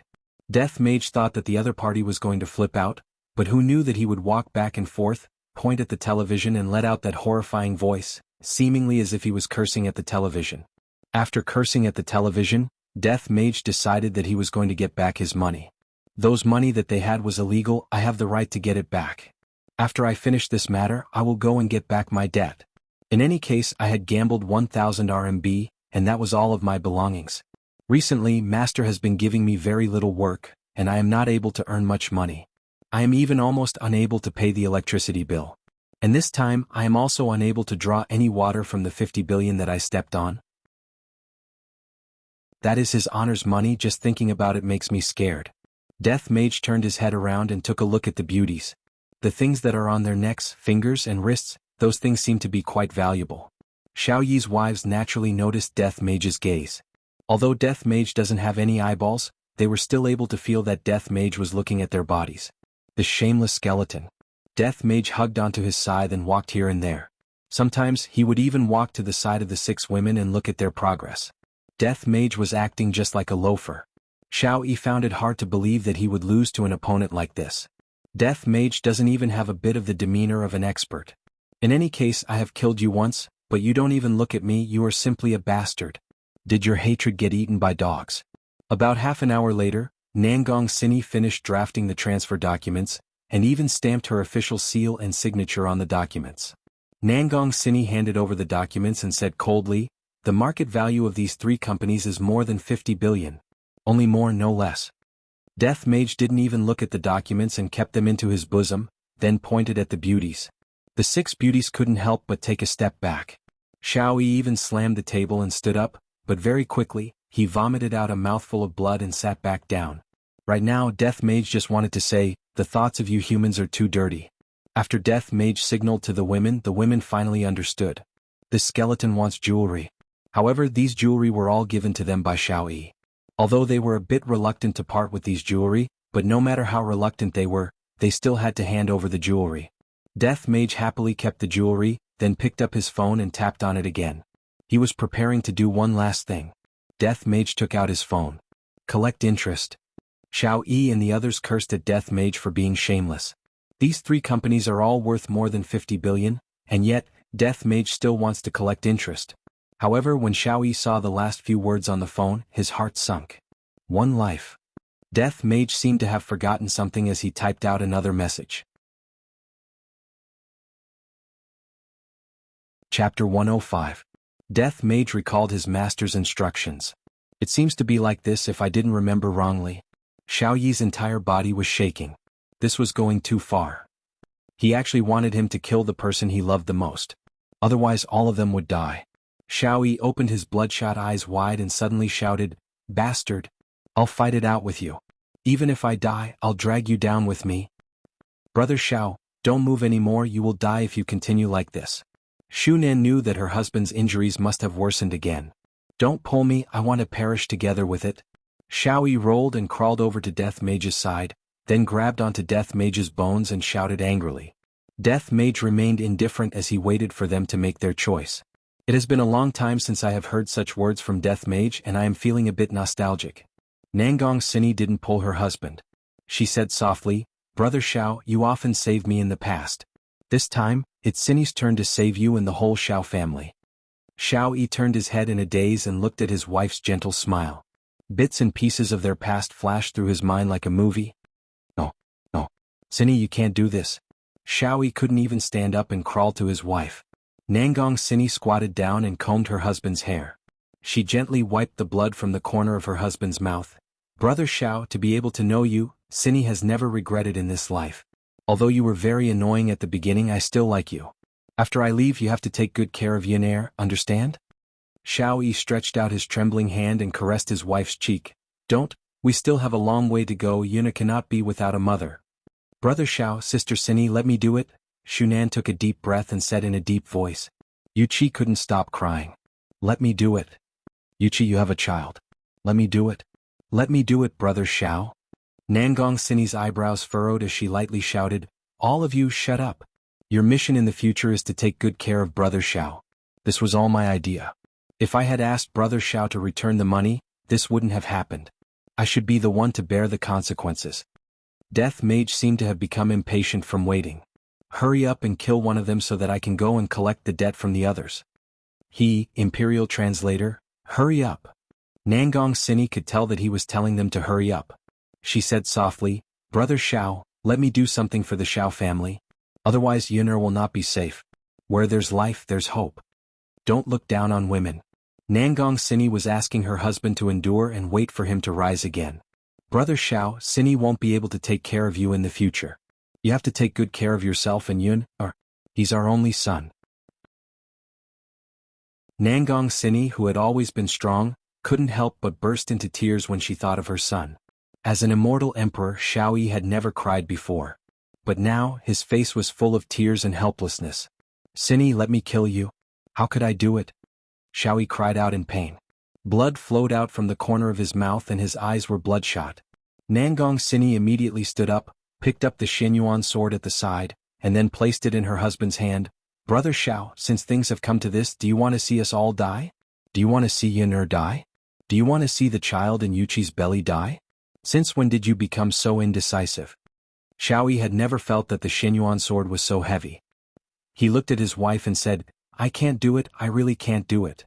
Just when the Xiao family was reluctant to part with the Xianyuan sword, a black whirlpool appeared in the hall. A figure walked out from the whirlpool and his entire body was wrapped in black mist. The Xiao family was all stupefied. Who is this? However, in the next second they were even more shocked. Death Mage retreated a few steps and knelt on the ground. With both of his hands on the ground, he respectfully shouted, Master! That's right, the person who came was Wei Chang. He had just sent Tang Wei home and realized that his subordinates were not done with their business. Did something happen again? Thus he specially came over to take a look. Xiao Yi only felt that the world was spinning. This skeleton was already very powerful, and it actually made the black mist so respectful. Then what realm was this black mist at? Xiao Yi had never felt that he was so insignificant before. He felt that this black mist could kill him with a single finger. Just who are they? It's impossible that they are the people that man called over. How could this kind of expert be controlled by others? Wei Chang nodded. Death Mage stood up and took out his phone to type something. Then he showed his phone. We pay our respects to Master. Everyone from the Xiao family had their own dignity, but Death Mage had already released his might, causing everyone to kneel on the ground. Wei Chang looked at the person in front of him coldly. To actually dare to refuse to pay me back, you truly deserve to die. After taking over the document that Death Mage passed over, Wei Chang took a look at the document and kept it. Then he said faintly, hurry up. Death Mage replied respectfully. And Wei Chang took another look at the document, then stepped into the black whirlpool and disappeared. Death Mage typed another word. Last minute. All of the women felt that they had provoked an extremely powerful person this time around. This was a feeling that they had never felt before. In the past, they felt that they still had the ability to fight back, but the person who just appeared did not even have the thought of fighting back. How could Xiao Yi not have the same feeling? That person just now was completely capable of killing all of us, so why did he want me to kill my beloved woman? Could it be that you all aren't afraid of me taking revenge? What Wei Chang was least afraid of was taking revenge. If the person behind me comes, you will slowly kill the woman beside me. Brother Xiao, don't take revenge for me, live on properly, we cannot afford to provoke them. Nangong Sini gave the most rational suggestion to Xiao Yi. The other party is like a titan and we are just ants. It is already a kind of leniency for them to not kill all of us. Only until death did Nangong Sini realize this point. Just how lucky is it to only kill one person? Without waiting for Xiao Yi to react, Nangong Sini grabbed onto Xianyuan's sword that was in her husband's hand and fiercely pulled. Ske. This was the sound of a sharp object piercing into flesh. Xianyuan's sword pierced through Nangong Sini's abdomen, and the tip of the sword that was dripping with blood appeared on Nangong Sini's back. Sini! Xiao Yi roared out as he looked at his own hand in disbelief. I killed my beloved. No. Xiao Yi hugged onto his wife and roared towards the sky, and tears of blood flowed out from the corner of his eyes. Nangong Sini, who was lying in her husband's embrace, revealed out a trace of a smile and said weakly, Brother Xiao, your embrace is still so warm. After finished speaking, Nangong Sini slowly closed her beautiful eyes, and Death Mage disappeared from Shao Residence as well. Death Mage was preparing to collect his debt. Shao Residence's main hall was filled with a sorrowful atmosphere. Shao Yi sat on the ground and foolishly hugged onto his wife's corpse. Both of his eyes were already unfocused, and he looked as if he had become demented. Chapter 106. Because of the angle, Xiao Yun didn't see his mother, who was in his father's embrace. "Daddy, I miss Mommy." Hearing his son's words, tears of regret flowed out from Xiao Yi's eyes. Shu Nan immediately carried Xiao Yun and pretended that nothing happened, then said with a smile, "Yun, Mommy went out tonight to earn money for Yun. Xiao Yun pouted his small mouth. "Mommy also said that I will accompany Yun to sign up for the children's soccer team tomorrow." "Yun, be good, I will accompany you to sign up for the soccer team, okay? Daddy is very tired today and I need to rest tomorrow." Shu Nan comforted Nangong Sini's only son, but every word that she said made her heart ache. "And Yunner is very good. When Mommy comes back, let Mommy watch Yunner's match." "Mommy will definitely watch Yunner's match, and I will also cheer for Yunner." The corner of the little fellow's mouth raised up. "Mommy will definitely be proud of Yunner." When Shu Nan carried Xiao Yun and left, mournful cries rang out in the living room. Xiao Yi carried his beloved wife's corpse and looked at the pitch-black sky outside. After a long while, Xiao Yi said gravely, "Sini's death will not be announced to the public, I will find a way to save her. As for the hatred of killing my wife, absolutely irreconcilable. If I admit defeat so easily, then I wouldn't be an immortal emperor." Xiao Yi swore that when I recover to my peak strength, I will settle all the old and new grudges together. As for why he concealed the news of Xiao Yi's death, Xiao Yi didn't want anyone to know that someone killed his beloved wife, and that he was powerless to do anything about it. If Wei Chang knew what Xiao Yi was thinking right now, he would definitely use his honor's words. A salted fish will always be a salted fish, even if it turns over, it will still be a salted fish. Xiao family was destined to have a tragedy tonight. However, in the eyes of Wei Chang and the others, this kind of ending was extremely fortunate. If it was in the past, Xiao family would have already been exterminated. As for keeping Xiao Yi alive, it wasn't that Yihua didn't think about it. After all, life is as dull as water, and it is still possible to occasionally have some fun. I just hope that Xiao Yi will work hard and not let me down. However, as a supreme overlord, Yihua was currently facing a headache. Qinya was actually lying on his chest and talking in her sleep. "Yihua, I'm going to spank your butt, you high and mighty fellow." Qinya hugged onto Yihua's body like a koala bear while clamoring. From time to time, Qinya would punch onto Yihua's body. Although the punches were very light, it was enough to wake Yihua up. This foolish woman, she actually dares to say such unrealistic words. How can my butt be something that you can hit? Even when I am sleeping, you are still so restless. God knows where the blanket has been moved to. Yihua let out a sigh, then lowered the temperature of the air conditioner by a bit, then covered that alluring and lovely body of hers. After that, he stood up and walked into his office, lit up a cigarette and looked at the full moon. "Your Honor." Not knowing when, Wei Chang appeared behind Yihua and was respectfully kneeling on the ground. Wei Chang took out the document bag and said, "Your Honor, the matter has been settled." Yihua silently took a puff of the cigarette, then puffed out a lump of smoke.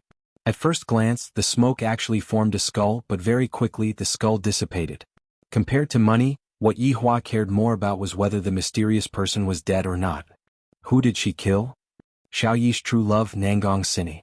Yihua thought back to the woman who was at the banquet that night, and he didn't have any good impression of her. "If your honor is not satisfied, subordinate can go and kill a few more of them," Wei Chang said coldly. "I feel that your honor doesn't seem to be satisfied." "No need, don't forget our identity, we are law-abiding people. Your honor is wise, subordinate is truly enlightened." Yihua flicked the cigarette ash. "Oh right, how is Long Out Yin's side? Subordinate has arranged for people to watch over him, he won't be jumping out to cause trouble in a short period of time." Yihua extinguished the cigarette and said faintly, "Just let them work hard for a bit, if not, they won't know what true despair is." Wei Chang's eyes shone. His honor has really changed. In the past, his honor would always push his way forward, but now he knows how to strategize. "Your honor's good fortune is as boundless as the heavens, subordinate is far inferior to you." Yihua patted onto Wei Chang's shoulder. "Heavens? Hee, go back and sleep early, don't let your little girlfriend wait for too long." Wei Chang didn't explain. As an overlord subordinate, even I don't know how to open my mouth, so I asked Lai Gu. And Lai Gu's answer was very straightforward. If you take off your pants, then do it. Could it be that you are going to wear your pants and do it? Wei Chang couldn't be as straightforward as Lai Gu. Xiao Tang is a good girl, how can she be compared to those celebrities? Originally, I had that thought tonight and I had even prepared the condoms, but in the end, didn't an accident occur? Forget it, I feel so vexed, I should just ask His Honor to give me an idea. Lai Gu is too unreliable. Your Honor, subordinate has a question. I hope that Your Honor can enlighten subordinate. Yi Hua, who was preparing to return, turned around and asked curiously, "What is it?" Wei Chang stammered, feeling a little embarrassed. Looking at Wei Chang's expression, Yi Hua became even more curious. This kind of expression doesn't seem to be something that should appear on Wei Chang's face. Speak. Wei Chang threw caution to the wind and asked, "Your Honor, I want to do that with Xiao Tang. How can I do that? How can I make Xiao Tang agree to do that with subordinate?" That. Yi Hua was a bit stupefied. That is mating. Luckily the lights were switched off, if not, Yi Hua would be able to see Wei Chang's red face. Yi Hua thought that it was something important, but it turns out that it is mating. However, how can Wei Chang use such a word to describe it? But thinking about it, Wei Chang's true body was originally a monster. Yi Hua paused for a moment. When a subordinate is in trouble, as the boss, of course I have to step forward and solve it. I do have some experience. Wei Chang was overjoyed. I hope that Your Honor can guide me. Just push him down directly. I didn't expect that His Honor would be the same as Lai Gu, simple and crude. The idol dramas that I watched aren't like that, they are very bashful. Subordinate understands. Wei Chang could only accept it humbly. In this aspect you have to learn more from Lai Gu. Yi Hua said faintly, then walked out of the office, leaving behind Wei Chang, who was in a daze. Seems like His Honor is also unable to solve my problem. Perhaps I can only seek help from the madam. This is so annoying. Lying back on the bed, Qinya, who was beside Yi Hua, asked in a low voice, "You went to smoke again?" Qinya changed her posture and hugged onto Yi Hua, then asked faintly, "What do you want to eat tomorrow morning?" "Zilong bao." "And?" Yi Hua moved slightly and hugged onto Qinya's shoulder. "Right now, I have already come to a conclusion. This woman will only be obedient on the bed as long as she gets off the bed. It seems like she will change into another person." Thinking about it, Yi Hua once again fell asleep. Not knowing how long had passed, the sound of splashing water rang out beside Yi Hua's ears. It actually started raining heavily early in the morning. Yi Hua's right hand moved and his brows wrinkled. "Where is she?" Immediately Yi Hua opened his eyes, and the woman beside him actually disappeared. This caused Yi Hua's heart to sink. The bedroom door was suddenly pushed open. Why is it raining while buying breakfast?" Qinya pouted her small mouth and complained. Qinya's beautiful hair could be seen dripping wet, her shoulders were completely drenched, her beautiful face was filled with water droplets, and her delicate hands were carrying Zilong bao and kelp soup that was already packed. Perhaps because she was jogging, a lot of soup had spilled out.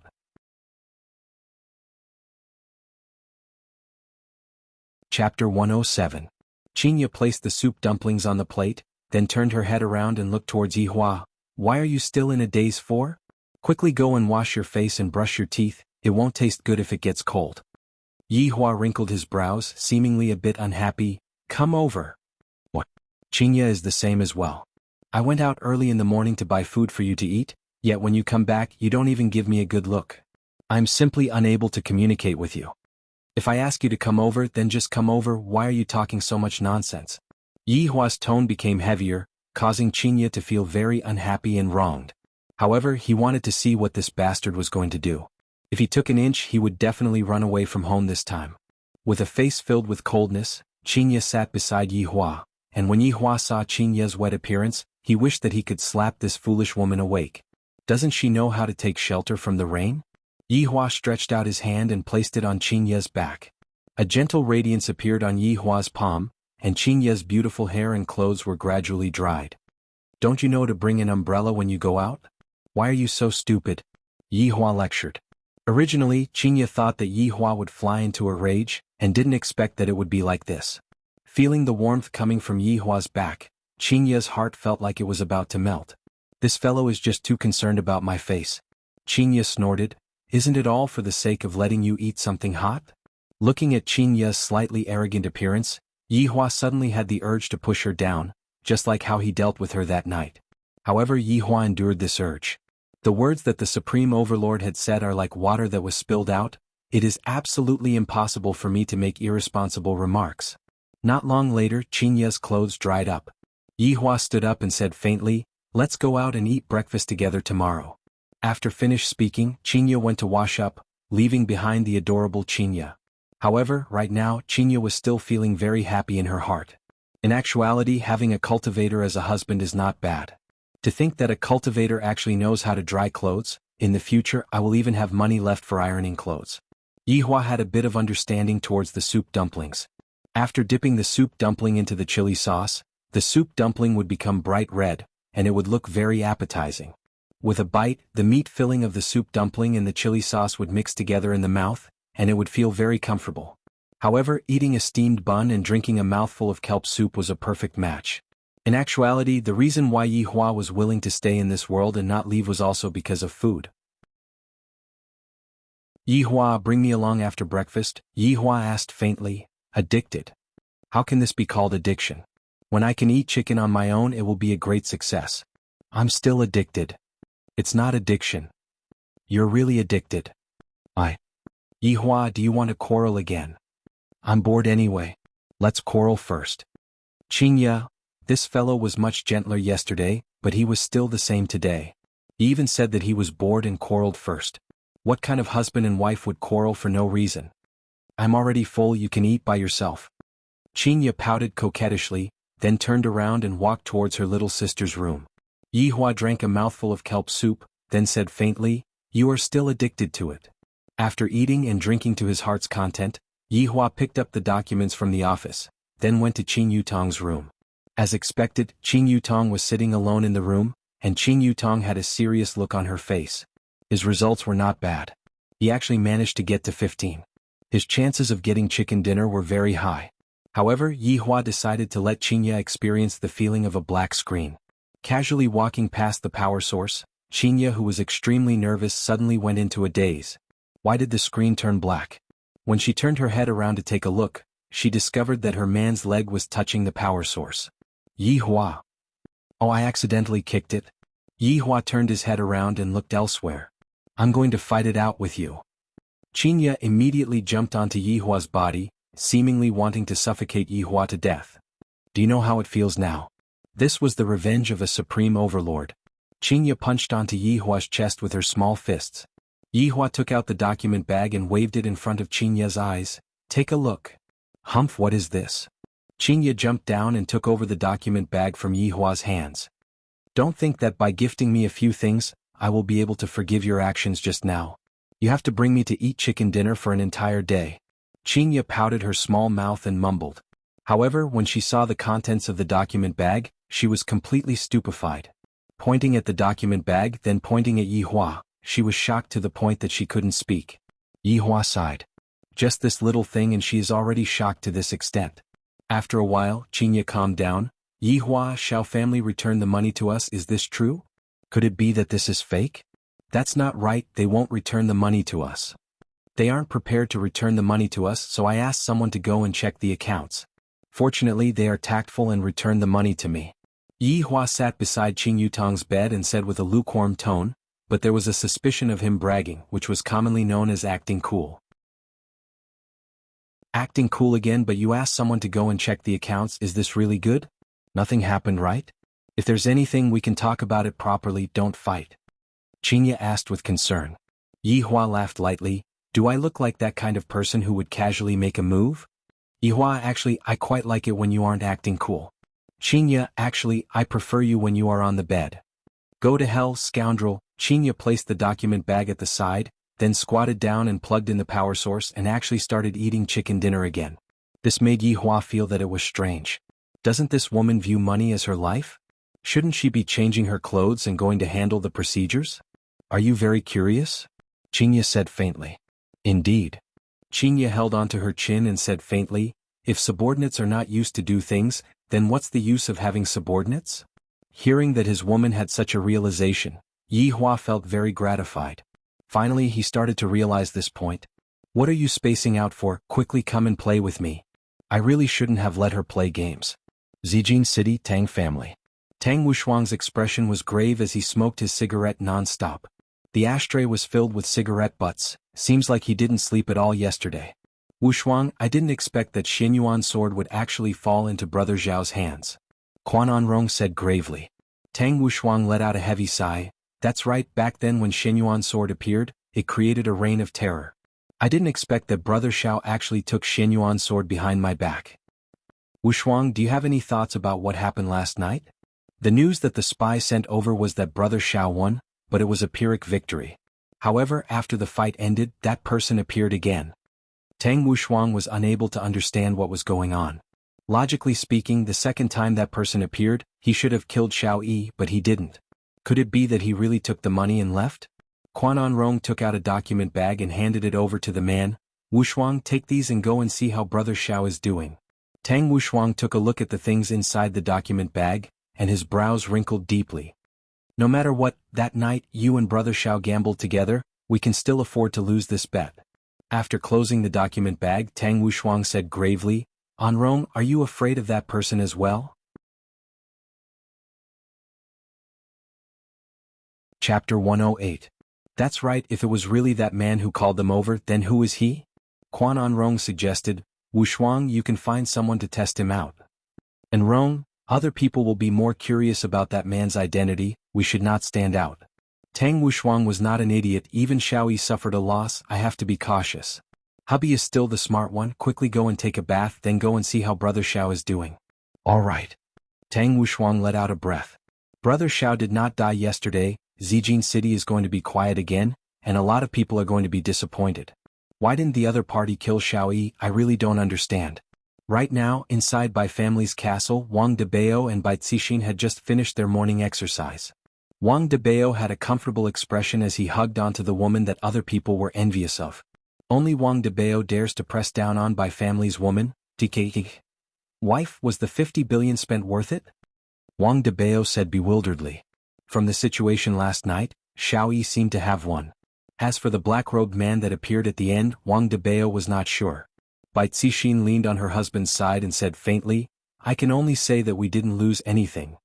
Then should we ask for the money back?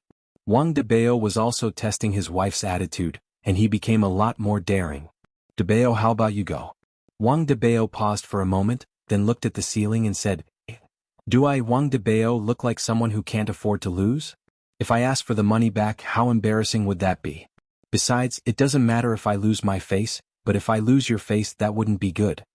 Bai Cixin laughed lightly, you really know how to talk. Wang Debao let out a sigh of relief, luckily my desire to live is high. Let's put aside the matter about the money first, you still have to go back to the south to control the situation. Those rich merchants of Long and City and Yun sect are searching for treasures together, you have to pay more attention to them. Bai Cixin sat up, her sexy body was exposed to the air, causing Wang Debao's eyes to stare straight at her. After putting on her light pajamas, Bai Cixin picked up the secret document on the table and took a look, then frowned. Wife, what's wrong? Bai Cixin put down the documents and walked to the window with graceful steps. She looked into the distance. Debao, go back to the south later. The treasure this time is not simple. You must find it before they do. Wang Debao put on his clothes and his expression became serious. Wife, what kind of treasure is it? Ancient godly item. Wang Debao's expression changed drastically and he muttered, when the Xianyuan sword appeared, the northerners fought until their heads bled, and there were countless casualties. After a few years, an ancient godly item actually appeared again. Debao, the Xianyuan sword has been snatched away by Xiao Yi. This time we must obtain the ancient godly item. Bai Cixin heaved a sigh of relief. She turned around and combed her husband's hair. The Bai family seemed powerful, but they were still far from being able to compete with some of the ancient aristocratic families and sections. Other people had been through the baptism of time, and their foundations were very strong, whereas Bai family only lacked an ancient godly item, and with that they would be able to stand on equal footing with Xiao family. Surpassing Xiao family would only be a matter of time. Wang Debao hugged his wife's waist. Don't worry, isn't it just an ancient godly item? I will definitely help my wife get it back. Debao, you have to be careful. I can only stand guard here. I can't help you much. Wang Debao laughed heartily and lifted Bai Cixin's chin. Wife, wash up and wait for your husband to come back. You aren't being serious again, Bai Cixin pinched onto her husband's waist. Meanwhile, Wang Debao carried his wife and returned to the bed. Seems like there will be another round of overtime. The news of an ancient godly item appearing in Long and City swept through the whole of Huaxia in an instant. The rich merchants and Yun sect in Long and City were extremely furious. Just which bastard leaked the information? In actuality, the ones who were the most furious were those rich merchants. Originally, they thought that there were only some ordinary treasures inside, and they didn't expect that there were even ancient godly items inside. No wonder Yun sect was so courteous. Only now did they know the real reason they were too cunning. The whole south started to move, and they all rushed towards Long and City. Even if they couldn't obtain it, it was fine for them to have a look. The northerners also started to move, and they secretly snuck into the south. After all, the treasure appeared in the south this time, and the sects and families in the north did not have the qualifications to get involved. Just like how the Xianyuan sword appeared back then, the south did not get involved either. However, just last night, a lot of people heard about the might of the Xianyuan sword, and it was practically exactly the same as what was said in the legends. However, right now, a second ancient godly item appeared. How could the northerners sit still? Without a doubt, Long and City, which was a second-tier city, was going to be in turmoil. Qinya, divert the firepower from the side. Qinya, drive. Qinya, give me the level 3 helmet. Qinya, support me. Go and die. Qinya snorted. Even if I die, I still have to support you. I have to give all the good equipment to you. Yihua took a sideways glance at Qinya.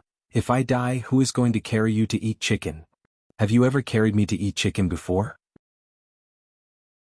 Isn't it because you are too noob at most you can be considered as a level 4 bun? Yihua said indifferently, angering Qinya half to death. Who are you calling a level 4 bun? Qinya shouted out gravely. A quarrel was going to happen at any moment. Could it be that there is someone else in this room?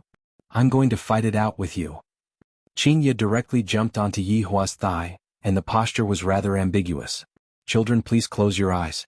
At this moment, the door of the room was suddenly pushed open, and Yihua and Qinya immediately looked towards the door. Qin Yutong could be seen dragging her luggage and looking at her big sister and brother-in-law with an adorable look. You two are actually doing that in the room of an unmarried girl in broad daylight? You two are too perverted. Qin Yutong's face collapsed and said pitifully, as if she would not be able to get married in the future. Qinya glared at Yihua fiercely and stood up.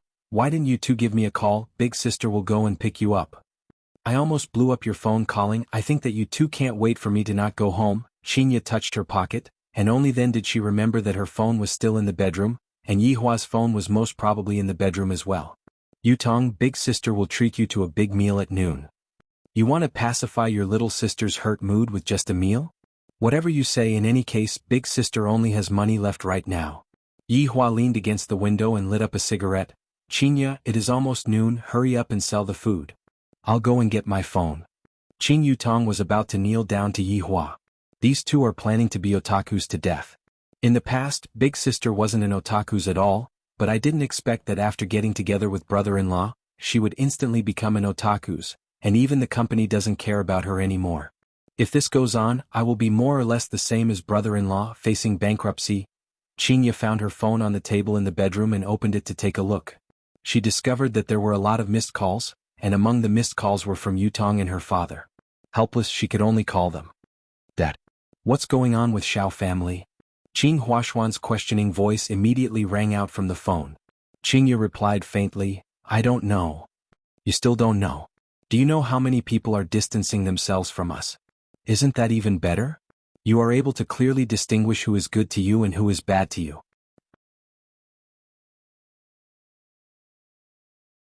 Chapter 109.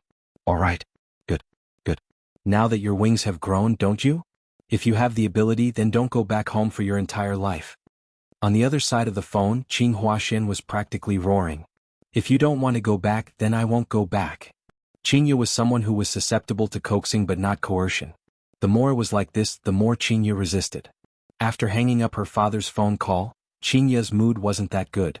If I compare Yihua with my father, I suddenly discovered that Yihua is much better than my father. At least Yihua wouldn't berate me because of other people. After adjusting her mentality, Qinya walked towards her little sister's room. What do you want to eat? I'll treat you. KFC. KFC family bucket. Qin Yutong raised her hand and said while smiling. Qinya shook her head. These two are just children.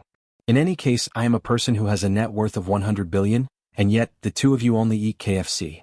Seeing that big sister finished picking, Qin Yutong blinked her beautiful eyes.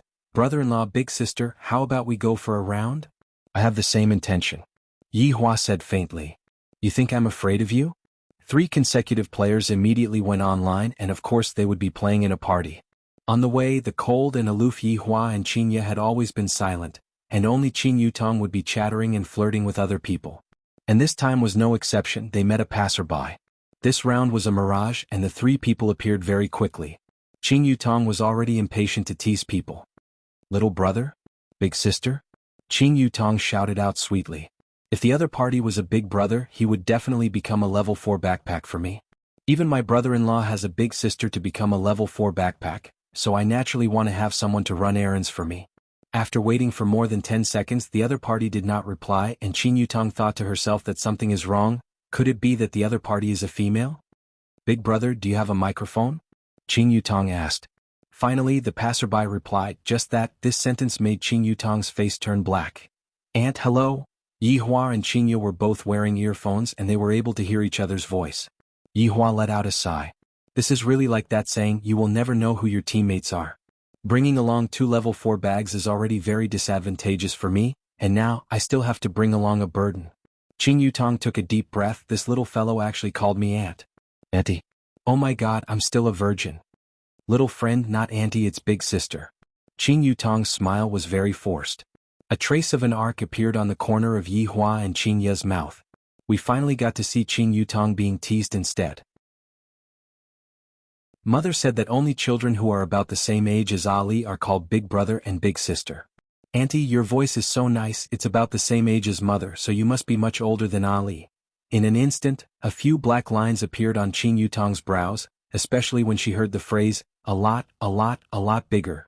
She made herself look like an old witch. But this little guy is not bad. He knows how to flatter me and say that my voice is nice. Little fellow, how old are you to actually play games? Have you done your homework or not? Seeing that Qin Yutong was unable to be stubborn anymore, Qin Yutong began to use her age to bully Qin Yutong.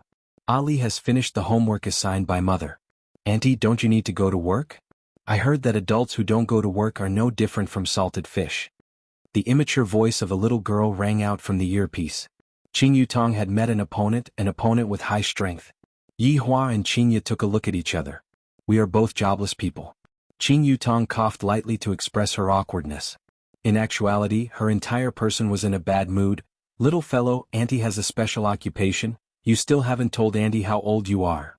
Ali will be 3 years old this year. The 3 immediately went into a daze. It is actually a little kid who is almost 3 years old. Qin Yutong felt very sullen being bullied by a little kid who is almost 3 years old. However, it is normal for a little kid who is almost 3 years old to call me auntie. This is so painful being called auntie by someone. Qin Yutong asked curiously, where's your mother? Mother went out. Why are you calling mother? Why aren't you calling mother? Ali doesn't know either. Then what about your father? Mother said that father died. The little fellow's tone immediately became downcast.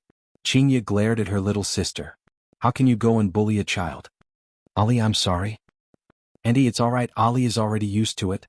Although the little girl said it very casually, the 3 could tell that her tone was very downcast, and Qin Ye subconsciously rubbed onto her stomach. Qin Yutong patted onto her chest. Ali, don't worry, auntie will bring you to eat chicken. Is auntie very powerful?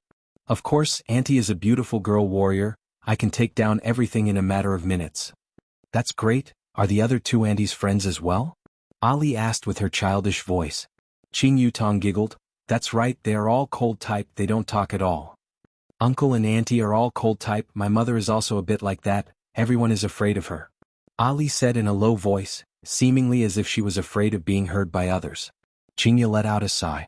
Thanks to my little sister, I have also become an auntie. Very quickly the 4 entered the plane and the 4 prepared to jump. Qin Yutong gave the order, we are going to jump to a place with fewer people and develop wretchedly. Auntie, why are we going to jump to a place with fewer people? Ali often jumps to a boxing gym. Yi Hua, Qin Ye, Qin Yutong, to actually ask why are we going to jump to a place with fewer people, is there even a need to ask? Of course it's because we are noobs and we are prepared to stay low all the way. However, as an elder, how can I be looked down upon by a child? Qing Yutong said gravely, isn't Auntie afraid that Ali will get hurt? That's why we are going to jump to a place with fewer people. Auntie, don't worry, Ali often wins chicken dinner. Yihua, Qing Yutong was very hurt. She sneaked a glance at her brother-in-law and big sister, and their expressions were the same as well. So miserable. Yihua decided to bring them to win chicken dinner this round, only then would he be able to display the strength of a supreme overlord. If I don't win chicken dinner this round, I will quit smoking for an hour. The four of them all jumped to the boxing gym, and there were quite a lot of people that jumped to the boxing gym. There were even 2 teams of people that jumped to the boxing gym. Yihua definitely has to display his true strength and let them know what an expert is. However, here came the problem: the entire boxing gym actually didn't have any loot. Not even a frying pan could be found. In actuality, it wasn't that Yihua hadn't seen this kind of situation before. He would occasionally bump into it a few times, but he didn't pay too much attention to it. However, today's situation was different. How could he not have any guns? At the same time, in the red building below the boxing gym, one of the rooms was filled with equipment: M498K level 3 helmet, level 3 armor, all kinds of bullets and medicine. F***K. What kind of luck does this streamer have to actually bump into such a thing the moment he opened the door? Brother, I'm afraid that this is your first time coming to see this streamer. Let me tell you, this streamer really didn't cheat.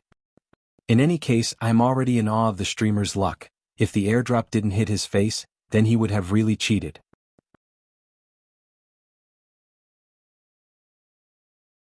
Chapter 110. Yihua, who was in the boxing dojo, was very annoyed. The 2 salted fishes were actually chasing after him and beating him up. This is also a game. If it was in reality, I would turn the 2 of you into a pool of blood. Brother-in-law, I'm here to save you. Qing Yutong suddenly jumped out from an unknown place and punched towards Qing Yutong. Yihua saw that half of his health bar was gone. This must be a spy sent by the enemy, right? Qing Yutong's head shrunk back. Brother-in-law, this is purely an accident. Who asked you to suddenly stop just now? Yihua was really speechless.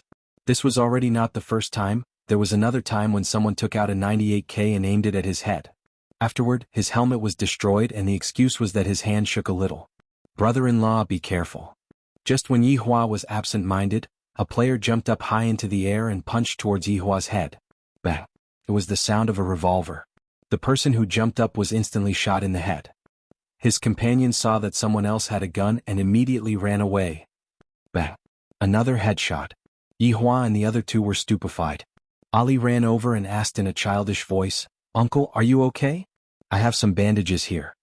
Yihua felt hurt, really hurt. I have never felt so sullen before. I was actually saved by a little girl and she even gave me a bandage. My God. The host in the red building had just finished cleaning up and was about to go to the boxing gym when he heard the sound of a revolver. The host's expression changed drastically. Host, run. The revolver monster has appeared again. Host, where there's life, there's hope. Run. Why did you guys tell the host to run? You guys don't know, but the host has been tortured by this revolver monster a few times in the past few days. After that, whenever she hears the sound of a revolver, she will take a detour. The host's equipment can't even beat a pistol. It's not that the host is bad, but that the opponent is too strong. Sure enough, the host chose to drive away. He had tried countless times in the past, but he had always died under the revolver's marksmanship. The opponent was too brutal. With a pistol, little Ali was simply like a god-slaying god. In just a short while, the entire boxing gym was cleared out. Yihua, who was holding onto his wife and sister-in-law, looked at the boxing gym blankly, and a feeling of powerlessness emerged from the bottom of his heart. Next, it was little Ali's turn to perform. Uncle Andy, please stay in the car. Let Ali charge first. Dong dong dong. Gunshots and grenades rang out from the house in front. Uncle Andy, you can come in and loot now. Yihua was very hurt. Qingya and Qing Yutong like Yihua very much. This child is too interesting. Ali, why don't you let Aunt charge together with you? It's so dangerous for you to go alone. Qingya also started talking to Ali. Ali was very cheerful and her sweet voice was very lovable. Ali said in a childish voice, if Uncle and Auntie come, Ali will be distracted. Yihua, Qingya, Qing Yutong, from the looks of it, Ali had treated the 3 of them as burdens. Yihua was too hurt, and he didn't even want to continue playing anymore. To actually be treated as a burden by a little girl. Ali could be seen driving the pickup truck and the pickup truck was completely silent. Uncle Auntie, why aren't you talking? Was it because their equipment was too bad? Ali will snatch the airdrop for you. Looking at Yi Hua's expression, Qinya laughed out. Qin Yutong also looked over, and upon discovering that her brother-in-law's face was as black as coal, Qin Yutong immediately laughed out. Little Ali was confused. Auntie, what are you all laughing at? Qinya said tenderly, we are laughing at Uncle, he is too jealous of Ali. Ali seemed to have suddenly come to a realization. Uncle, I'm sorry. Ali stole your limelight and made you lose face in front of Auntie. The faces of the three immediately froze. Qinya and Qin Yutong immediately laughed to the point where they were gasping for breath. Little Ali is too cute, she actually said it out loud. Yi Hua endured the pain in his chest and said while gnashing his teeth, Ali, you played well. It's alright, Ali only played for a few days. Yi Hua almost vomited blood. Ali is the strongest opponent that I have ever met. Before even exchanging blows, I was already angered to the point that I almost vomited blood. Every single sentence that Ali said was filled with killing intent. With little Ali, Yi Hua entered the finals without any difficulty. Furthermore, there were only 5 players left. 4 versus 1. It's over, the anchor is going to die. A song of death for the anchor. You guys don't need to say any more, the anchor is very formidable. She fought her way to the finals with 4 players. What's the use of not getting chicken? The commenter above is correct. Yi Hua didn't even know what he was doing in this round. I clearly wanted to show off my strength, but in the end I didn't even do anything and reached the finals. Furthermore, I was even brought into the finals by a little child. If this were to be spread out, where would I put my face? This game is poisonous. Uncle, Auntie, Ali, take care of him. This way it will be fair. After finished speaking, little Ali rushed out. In less than 10 seconds, little Ali had already gotten rid of her opponent and got chicken. This was the first time in Yi Hua's life that he got chicken without doing anything. Qinya and Qin Yutong were extremely excited. The anchor is so miserable, he got beaten up. That's right, he is too weak, I'm unsubscribing. The anchor's heart was also collapsing. It is my fault that my opponent is too savage. Don't leave, as long as I don't meet with a revolver monster, I will definitely get chicken. Qinya and Qin Yutong excitedly hugged each other and celebrated. Meanwhile, Yi Hua's face was cold and unhappy. Little Ali, tell Auntie what is your name? Qinya asked curiously. Qin Yutong directly gave up on her brother-in-law and went to hug onto little Ali's thigh. That's right, Ali will bring Aunt to eat chicken. But mother said that I can't tell strangers Ali's name. Little Ali said pitifully as if he was very afraid of his mother. Qin Yutong said tenderly, is Auntie a bad person? Of course I'm not a bad person. Then tell Auntie your name, little Ali. After a moment of silence, Ali's cute voice rang out, Uncle, Auntie, my name is Dong Huang Li. Just as Ali reported his name, a woman's voice came from the headset. Ali, why are you playing games again? Have you finished your homework? When Yi Hua heard this voice, his brows slightly wrinkled. Little Ali went offline. Qinya and Qin Yutong were depressed, and they were really worried for little Ali. Her mother seemed to be very strict, and it could be seen from her tone just now. The takeout hasn't arrived yet? What's their phone number? I want to go and file a complaint. Yi Hua had a stomach full of anger but had no place to vent it. I actually got a chicken without doing anything. Seeing Yi Hua's angry look, Qinya and Qin Yutong couldn't help but laugh. Qinya consoled, Yi Hua, she is just a child, look at you, I'm sorry. I can't help but want to laugh again. Big sister, I beg of you, don't laugh anymore, my abs are about to come out. The two sisters took a look at each other, then once again burst out with laughter.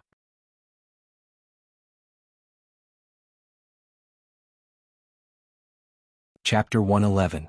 However, that little girl just now was indeed formidable, this point has to be confirmed. It's just that, these two silly women, are they that funny? I just don't want to cheat. Aya, when is my little nephew coming out? When the time comes he will bring mom and aunt to eat chicken. Qin Yutong rubbed onto her big sister's stomach and giggled. Qinya revealed out a beautiful smile. It would be great if the little fellow was as obedient as that little girl just now. He wouldn't be like his father. What are you talking about? He should be like me. Yi Hua said gravely. Qinya snorted, seeing how pitiful you are, I won't bicker with you. At this time the takeaway arrived. After eating a spicy chicken burger, Yi Hua walked down the stairs. The two sisters smiled but didn't say anything. After all, being dealt a blow by a little girl who wasn't even 3 years old was indeed quite hurtful. Walking down to the bar counter, Yi Hua mixed the wine that he liked, then lit up a cigarette. After taking a puff, he took a sip of the wine. This is life, the vexing matter is gone in an instant. After taking the wine and the cigarette, Yi Hua sat in the booth and slowly sunk into deep thoughts. Being invincible really feels so empty. Even if I win, I won't be able to make my heart feel happy. In the past, I still had opponents who were on par with me, and some of them were even stronger than me. The excitement in battle was so refreshing, but now, I really miss my previous opponents and also those overlords who formed a group to kill me. I wonder if they are living well now. If they are living too well, then I will find a time to make them not living so well. Since I was dealt a blow by that little girl, I can only vent my anger on you too. If you too want to blame someone, then blame little Ali. While thinking, Yi Hua fell asleep. Not knowing how long had passed, a voice rang out beside his ear. Your Honor? Your Honor? Yi Hua wrinkled his brows. Noticing that Wei Chang was standing beside him, he let out a breath of relief and sat up. Lighting up a cigarette, he looked at the time and said, Why are you here already at 5?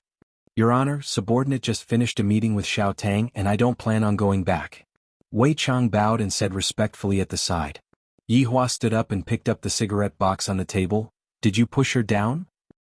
A subordinate feels that this matter needs to be handled carefully. Yi Hua nodded his head and said faintly, Not bad, you know how to think. Thank you for your praise, Your Honor. Wei Chang said with a smile.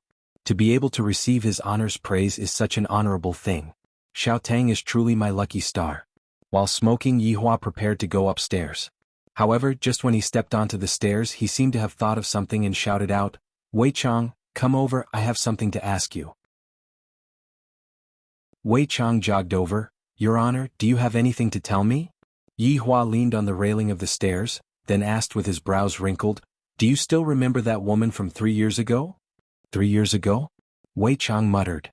Why did Your Honor suddenly ask about this matter? Wei Chang asked curiously. Yi Hua puffed out a mouthful of smoke. It's nothing, I just suddenly thought of it. His honor is reminiscing about the past. His humanity is getting better and better. Subordinate congratulates his honor. Pausing for a moment, Wei Chang continued, Compared to Your Honor's first woman, Madam is much luckier. Yi Hua's interest was piqued. He straightforwardly sat at the side and listened to his subordinate's analysis. Tell me, how lucky is Madam? This subordinate does not dare to casually evaluate Madam. Yi Hua glared at him and said coldly, I asked you to speak, so speak. You are already evaluating Madam. Wei Chang was frightened to the point that he directly kneeled down. It's all my fault, why did I say Madam? This subordinate deserves to die. If you still don't speak, I will let Lai Gu go and kill your Xiao Tang. Yi Hua said faintly.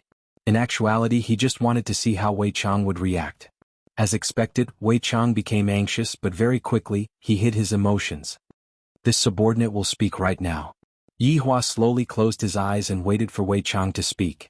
Your Honor's first woman, this subordinate still remembers it vividly. After all, she was the first human woman that Your Honor had ever touched. Her appearance was extremely beautiful, and only Madam's beauty could compete with her. However, for her to be able to receive Your Honor's favor, it is also her good fortune that she cultivated. Tell me the main point, how did Madam get lucky? Yi Hua said faintly. Wei Chang swallowed his saliva. Does Your Honor feel that there is any difference between 3 years ago and now? Yi Hua did not speak.